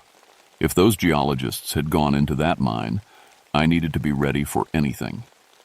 The drive to Black Rock took 40 minutes on logging roads that hadn't seen maintenance in years. The autumn trees were beautiful, reds and golds burning bright under a gray sky. But as I got closer to the old mine site, something felt wrong. The birds stopped singing. The wind died down. Even my truck engine seemed to run quieter. When I reached the mine entrance, I sat in the cab for a full minute, just looking. The concrete seal was broken, not cracked or weathered, broken from the inside. Chunks of it lay scattered on the ground, and the steel barriers behind it were bent outward like somebody had opened them like a flower. The opening gaped dark and cold, and I could see footprints in the dirt leading inside. 5 sets of footprints going in, none coming out. I grabbed my gear and my shotgun. Before I went inside, I checked the air quality monitor. The readings made me frown. The air was breathable, oxygen levels normal, but the composition was wrong in ways I couldn't explain. It was like the atmosphere itself had been changed, made into something that could keep you alive, but wasn't quite right. I clicked on my helmet lamp and stepped into the dark. The first thing that hit me was the cold. It shouldn't have been cold. Mines stay about 55 degrees year-round, cool, but not freezing. This was like walking into winter. My breath came out in white clouds, and frost sparkled on the old wooden support beams. The second thing was the silence. Not the normal quiet of underground, but something heavier, like the mountain was holding its breath. I followed the geologists' footprints deeper. They'd been walking in a group at first, staying close together, smart. But about 200 feet in, the prints started to scatter. People had been running. I found a dropped flashlight, still on but dying, then a clipboard with survey notes. The last entry read, "Dust patterns defy air current models. Particles appear to be moving with purpose." The tunnel kept going, past where it should have ended according to the old maps. Somebody, or something, had been digging. The walls showed pick marks, but they were wrong. Too deep, too uniform, like whatever made them had incredible strength and perfect rhythm. I heard it then, a sound echoing from deep inside the mountain. Tap, tap, tap, tap, tap, tap. Metal on stone, following the beat of an old mining work song. My daddy used to sing it. So did my brothers. "Keep your head low, boys. Keep your head low. Dig that coal, boys. Make it flow." I stopped walking. Nobody should be down here. Nobody had mined Black Rock in 24 years. That's when I noticed the coal dust. It was everywhere, thick on the floor and walls. But it was moving, not blowing in wind. There was no wind. Moving in patterns like water finding its way downhill, except it was going up the walls and across the ceiling. As I watched, the dust formed shapes, a hand, a face, letters that spelled out words before collapsing back into random particles. I opened the canary cage with shaking hands. The birds were supposed to warn me about bad gas. I set the cage down and watched. Both canaries immediately fell off their perches, dead, just like that, in less than a second. Then they got back up. The birds stood, their heads jerking in wrong angles, and their eyes had turned completely black. The coal dust was moving inside their bodies, visible under their feathers like dark veins. They stared at me and opened their beaks, but instead of chirps, I heard something else. Whispers in my daddy's voice. Come deeper, Luther. Brothers below need company. I left the cage and ran. Not far, just far enough to think clearly. I'm not proud of running, but I'm not stupid either. Something was very wrong in this mine, and those geologists were in serious trouble. I needed to find them and get out, fast. I followed the main tunnel another 100 feet and found the first one. Dr. Sarah Chen, according to her ID badge, was embedded in the coal seam wall. Not crushed against it or trapped by a collapse. Embedded in it. I could see her face and her hands, pressed into the black rock like it was soft clay. But she was alive. Her eyes moved to look at me, wide and terrified. Her mouth opened, but no sound came out except a wet clicking noise. The coal dust was moving under her skin. I could see it spreading through her veins, dark lines creeping up her neck and across her face. As I watched in horror, her fingers began to merge with the rock. The boundary between her skin and the coal was disappearing. I grabbed her hand and pulled. It was like trying to pull someone out of wet concrete. She came loose a few inches, and she screamed, a sound I still hear in my nightmares. Where I'd pulled her free, her skin had torn, but underneath wasn't blood and muscle. It was coal dust and rock, already replacing her body from the inside out. I let go, and she sank back into the wall. I'm sorry, I whispered. I'm so sorry. Behind me, I heard footsteps, slow, heavy footsteps that echoed wrong in the tunnel. I turned and saw my first coal seam devil. It looked like a miner at first, wearing old clothes from the 1940s, carrying a pickaxe, walking toward me with steady purpose. But as it came into my lamp's light, I saw the truth. Its face was made of coal dust, held together by some force I couldn't understand. Its eyes were empty sockets that somehow still saw me. And when it opened its mouth, more dust spilled out, forming words in the air. Need, more, hands, for, digging. I raised my shotgun and fired. The blast tore through its chest, scattering dust everywhere. For a moment I thought I'd stopped it. Then the dust swirled back together, reforming into the same shape. It kept walking toward me, pieces of it falling and rebuilding with each step. I ran again. This time, I meant it. I made it another quarter mile before I had to stop, chest heaving, coughing from the cold air and the coal dust that seemed to be everywhere now. My lungs burned. Not the normal burn of running, something else. Something that felt like the mountain was getting inside me. I found the rest of the survey team in what looked like an old equipment chamber. They'd barricaded themselves in using mining carts and rotted timbers. It hadn't helped. 2 of them were already like Dr. Chen, halfway into the walls, conscious but transforming. The other 2 were still mobile, but I could see the black veins spreading under their skin. One of them, a young guy with a tech hoodie, grabbed my arm when he saw me.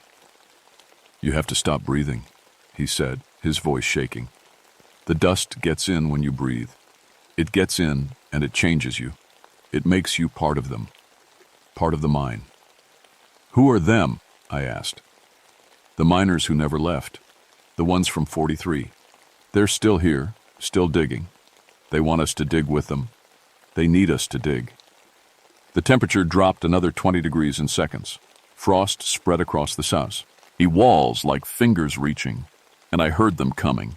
Dozens of footsteps in the tunnels around us, all walking in the same rhythm. Tap, tap, tap, tap, tap, tap. They came from every direction. Miners in old clothes, their bodies made of coal dust and rock and something else. Something that had once been human. Some of them I recognized from old photographs.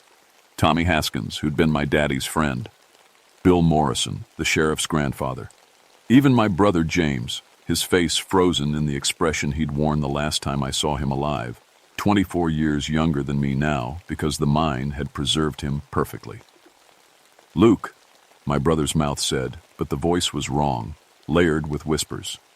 We've been waiting for you. Mama's down here too. She wants to see you. Liar, I said, but my voice shook. Mama was home in her bed, dying slow from black lung. She wasn't here. Not yet, James agreed. But soon. Everyone comes to the mountain eventually. Everyone comes below. They surrounded us, not attacking, just standing there in a circle, waiting. One of the geologists screamed and tried to run. 3 of the dust miners grabbed him. He fought hard, but they were strong. They pressed him against the tunnel floor, and I watched as the coal dust rose up around him like water, covering his body, filling his mouth and nose. He stopped struggling after a moment. Then he stood up, his eyes black, and joined the circle. The young guy in the hoodie looked at me. "I'm sorry," he said. Then he walked into the circle on his own. He knelt down, and the dust began to cover him too. I was alone with the dead miners and the dying geologists, and I was starting to feel the dust in my own lungs, cold and alive, whispering memories that weren't mine. I remembered digging coal by lamplight. I remembered the taste of rock dust and the sound of the mountain settling. I remembered dying in the dark, and I remembered not dying, and I remembered being given a choice: sleep forever, or wake up as part of something bigger, something hungry, something that needed to grow. This mine was alive. It had always been alive. The coal seam was its body, and the miners were its hands, and it was digging toward something deep below, toward other mines, other mountains, other sleeping things that hadn't woken up yet. I pulled out my last road flare and lit it. The bright red light made the dust miners hesitate just for a second. In that second, I saw what they really were beneath the human shapes: swirling columns of darkness held together by will and anger and the mountain's deep hunger. "I ain't joining you," I said. "Not today." I ran toward the newest tunnel, the one that went deeper than any mine should go, and I heard them all coming after me. Their footsteps shook the walls. The dust rose up like a black tide, and somewhere far below, something huge was moving, waking up, reaching toward me with patience that had lasted millions of years. I had one chance, one desperate, stupid chance. The new tunnel sloped down at a sharp angle, going deeper than the old maps showed, deeper than any mine should go. My carbide lamp barely pushed back the darkness, and behind me I could hear dozens of footsteps all moving in perfect rhythm. The dust miners were coming, and they weren't in a hurry. They knew I couldn't escape. The tunnel opened into a massive chamber. My lamplight couldn't reach the ceiling or the far walls. It was huge, carved out of solid rock with impossible precision. And in the center of it stood something I still don't have words for. It looked like a giant miner at first, 50 feet tall, made entirely of coal dust and rock and the preserved bodies of every man who died in this mountain for the past 100 years. I could see faces pressed into its surface, mouths open in permanent screams or songs, I couldn't tell which. Arms and legs stuck out at angles, all moving slowly, all digging at the walls with tools made of bone and rock. The thing's head turned toward me. Its eyes were mine shafts going down forever. "Luther Sootbeard," it said, and its voice was every miner who'd ever died underground speaking at once. "Son of Thomas, brother of James and William, we've been waiting." Behind me, the dust miners filled the tunnel entrance. I was trapped between them and this massive thing. The air was so cold now that ice was forming on my clothes. My breath came out in frozen clouds, and I could feel the dust in my lungs moving, trying to connect with the entity before me. "What are you?" I managed to ask. "The mountain's heart," it answered. "We were here before the coal, before the stone. We slept in the deep places, and you woke us. Your picks and drills and dynamite, you broke our sleep. Now we are awake, and we are hungry. We need hands to dig. We need bodies to reach. We need you." The thing reached toward me with a hand made of 100 smaller hands all grasping together. I stumbled backward and felt the dust miners grab my arms. They were pulling me toward it, and I could feel my body starting to change. The dust in my lungs was spreading, turning my blood black, making my bones hard like coal. That's when I saw her, my mama, standing at the edge of the chamber in her nightgown, just like she looked at home. She smiled at me, sweet and sad. "Come on, baby," she said. "Don't fight it. It don't hurt after a while. Your daddy's here, and your brothers. We're all together now. We can be a family again." "You're not real," I said, but I wanted it to be her so badly. "Real enough," she answered. "This is what's waiting for everyone, Luke. Everyone who breathed the mountain's air, who took its coal, who dug into its skin. We all come back. We all come home. My hands were turning black. I could see the dust moving under my skin like worms. In a few more minutes, I'd be like the others, awake but not A-Lee, digging forever in the dark. Then I remembered something my daddy told me before he died. He'd been coughing up black blood, his lungs full of coal dust, and he grabbed my hand with the last of his strength. "The mountain takes what it's owed," he said, "but fire and air can make it let go, just for a moment. Gas and flame, boy, gas and flame." I still had the road flare in my pocket, and I had my gas detection equipment, which included a small tank of methane for calibration. Methane, the same gas that caused mine explosions, the gas that every miner feared more than cave-ins or floods. I pulled out the tank and opened the valve. The gas hissed out, invisible but deadly. The dust miners didn't understand what I was doing at first, but the mountain's heart knew. It roared and tried to pull away, dragging the smaller miners with it. "Gas and flame," I whispered, and I lit the road flare. The explosion wasn't as big as a real mine disaster, but in that enclosed space, it was enough. Fire filled the chamber, bright and hot and clean. The dust miners screamed, not with voices, but with the sound of wind through empty tunnels. Their bodies scattered into ash. The mountain's heart collapsed in on itself, the faces in its surface going silent, the arms and legs falling still. But it wasn't dead. Even as the flames died down, I could see it starting to reform. The coal dust was coming back together, slower this time, but still moving with purpose. I ran. The tunnel was collapsing behind me, support beams cracking, ceiling stones falling. I ran past where Dr. Chen had been in the wall. She was gone now, just a smooth surface where she'd been. I ran past the equipment chamber, past the canary cage with its dead birds that were trying to fly with broken wings. I ran until I saw daylight, and then I ran harder.